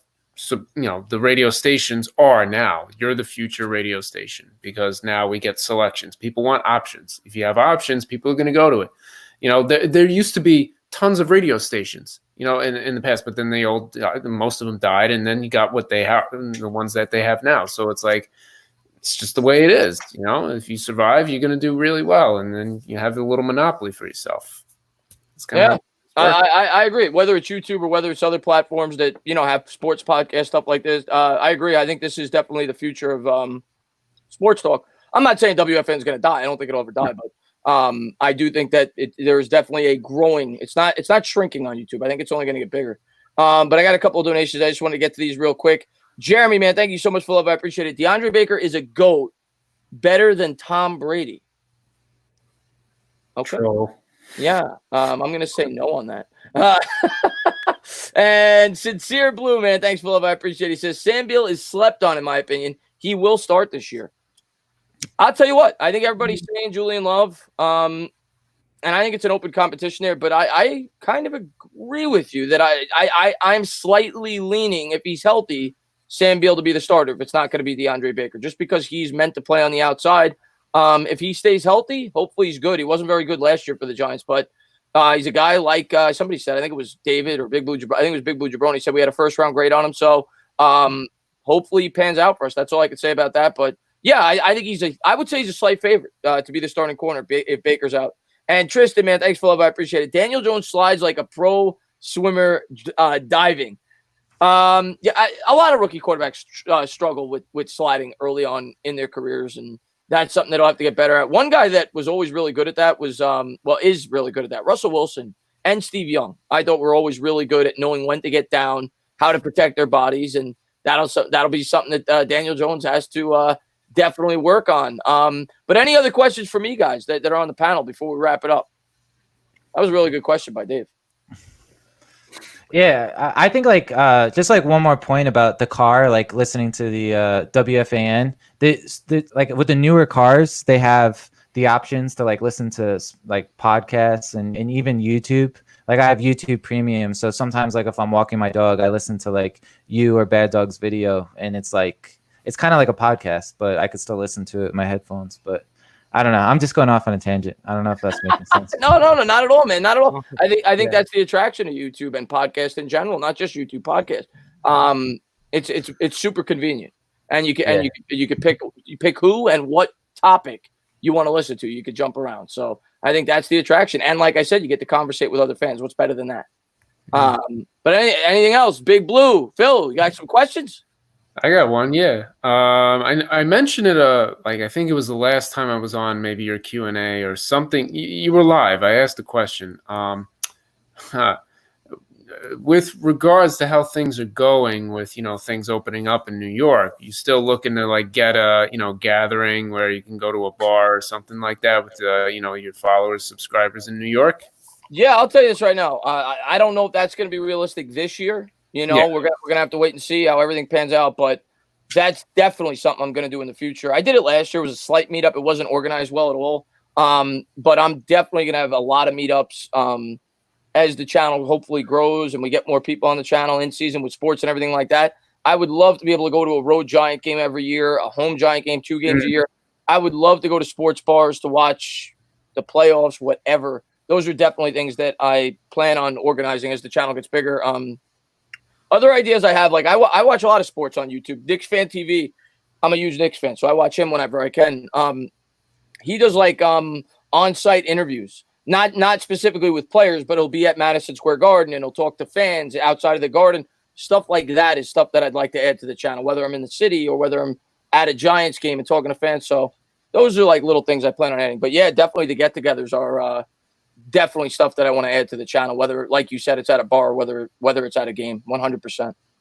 I was going to ask this after the show, but I think it might be interesting for people to listen to. Like you said, in like a worst case scenario that you and Bad Dog would have like a show, kind of like a talk show or like a show every night where you just like, there's no sports, so you can talk. But what would you guys like talk about if there's no like football to watch or basketball? I was wondering. I honestly don't know yet. That would be, obviously we want to try to still remain relevant on YouTube, and we still want to have fun on YouTube, and a large part of us, me and Bad Dog, having fun, and everybody on YouTube, I think, is getting to talk to your audience live. I love it. It's my favorite. I love making my videos. I put in a lot of work to my videos, especially during the off season with the draft and everything else. But it's a completely different experience. I feel like it's almost 2 different channels. You have a live portion of the channel, you have a video portion of the channel, and I love going live. And I don't want to say goodbye to everybody just because we don't have football. So that's kind of going to be a show, that we learn as we go, whether it's just talking about everyday life, sprinkling in some sports. That's something that we'll have to learn as we go. Hopefully it doesn't come to that. Yeah. Hopefully we have football and everything else. But I would guess it would kind of be like a lightly based sports show, kind of like a morning talk show, sports show on WFM, where it's like half comedy, half sports, where we sprinkle it in and we would just learn as we go, but like I said, hopefully it doesn't come to that. I don't think any of us want that. I think we all want football, but it'll definitely be an added challenge to the channel and to YouTube. But that's part of what I love. So we'll figure it out as we go. But I'm not going away. Let's put it that way. Yeah, but great question. Big Blue, you got something to say? Well, even if there wasn't sports, let's say there is no football season this year, people like me, the people in the chat, we are still going to want to talk about football because we are obsessed with New York Giants football. So I don't think football will be like, it's not like the NFL is going anywhere. It's not even like it's if there's a gap year and we miss anything, that it's going to miss anything. We'll just start talking about the draft. We'll just start talking about contracts. We'll just start talking about this because this is what we do. This is what we love. We will find something to talk about, even if they don't give us anything to talk about. Yeah. No, you're right. You're absolutely right. That's what will happen. We will definitely continue to talk about the team we love. It may not be as frequently because you don't have a lot of current events, but I'm always going to come up with something. I'm always going to come up with something to talk about the team that I love. So that's not going to change. So you're absolutely right about that. We're going to find stuff to talk about. And I saw Texas Liberty in here. What's going on, Texas Liberty, man? Thanks for being here. Thank you to everybody for being here, by the way. Thank you to everybody that continues to support my channel and every Giants YouTuber on YouTube. I had so much fun. I love doing these. Got an opportunity to talk to you guys. Went a little later than it normally does, but you guys were great. I had a lot of fun with you guys. Thank you for you guys for coming on. Dave's a great guy. Big Blue Jabroni's a great guy. I definitely suggest checking both of them out. Phil, like I said, anytime I drop a video, Phil comments pretty much on every video that I make. So I can't say thank you enough for all the support you always show my channel. Thank you for being a tremendous part of my channel and show me as much support as you do. And I was glad to get an opportunity to have you on. And like I always do with these, I'm just going to let you guys close it out. We'll start with Dave, but I want to say thank you to everybody for being here. Bigger Mike, Lestat, Afghanistan, Jawad, Kristaps Porzingis, Texas Liberty, Kevin Wall, Marjorie. Thank you guys for being here. But we're going to we'll start with Dave. Close it out, my man.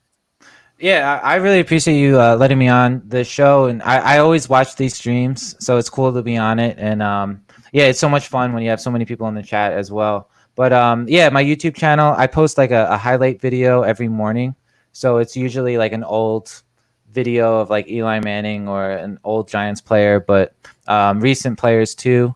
And then I do have a Giants website, nygiantsalliance.com, and I have like a big board because I'm like obsessed with the draft. So if you're interested in the 2021 draft, you can like look at it. And yeah, man, I just appreciate you letting me on the show.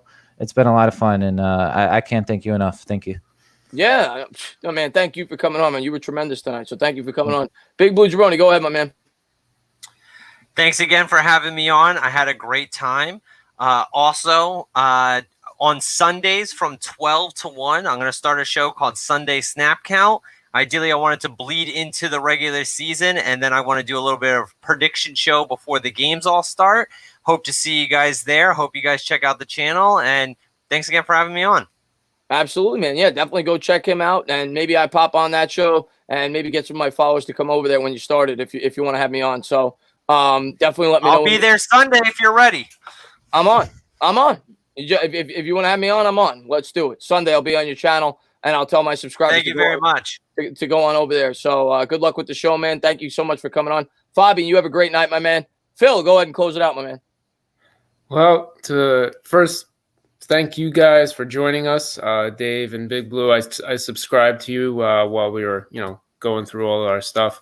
And Chris, man, you do such a good job. I followed you probably from the beginning, since you mentioned like you started right after the draft or something like that in 2018 when Barkley was around. So I remember, having that white wall behind you with like a Giants thing on there. It's like, was it like thumbtacked on there? I don't know. I think it was. Yeah. Yeah, I've seen you fickle around with all the stuff, getting what you got going right now. Can't wait to see how far you go with this. You do a great job, man. Content's good. You're very objective. You just say it, with your opinion, but you also give the truth in what it really is in reality. And that's, all we, as I'd like to say, all of our consumers want. We don't want just like being smoke blown up our ass. We like real stuff, So really good job. I'm really, really happy to be on here and be able to like share, whatever I have compared to these guys who are YouTubers, So you guys got a lot of stuff on your mind. So I'm really glad to be able to, get a little gap going on with everybody. Dude, it was an absolute pleasure to have you on. Like I said, man, you're definitely one of my best. You're one of the 10, 20 people that pretty much comment on every video that I make. So you don't know how much that means to me. So when you asked to come on, man, I couldn't wait to have you on. So, thank you to all you guys for all the support, everybody in the chat, everybody that shows me all the support that you do. You guys are great. Obviously, Big Blue, Javid, you did a great job. You got great channels growing on your own. And yeah, make this Giants community stronger. So, thank you to everybody for tuning in, and we're leaving, guys. Get some sleep. We'll talk to you soon. I'll be live probably, I don't know, Tuesday maybe. I'll do a general Q&A, and then obviously Friday probably with Bad Dog. But get some sleep, guys. It's late. Get the hell out of here. We'll talk to you soon. Thank you guys for being here. Have a good night, guys. Have a good night. Have a great night. Thanks, man. Thanks. Good night, everyone.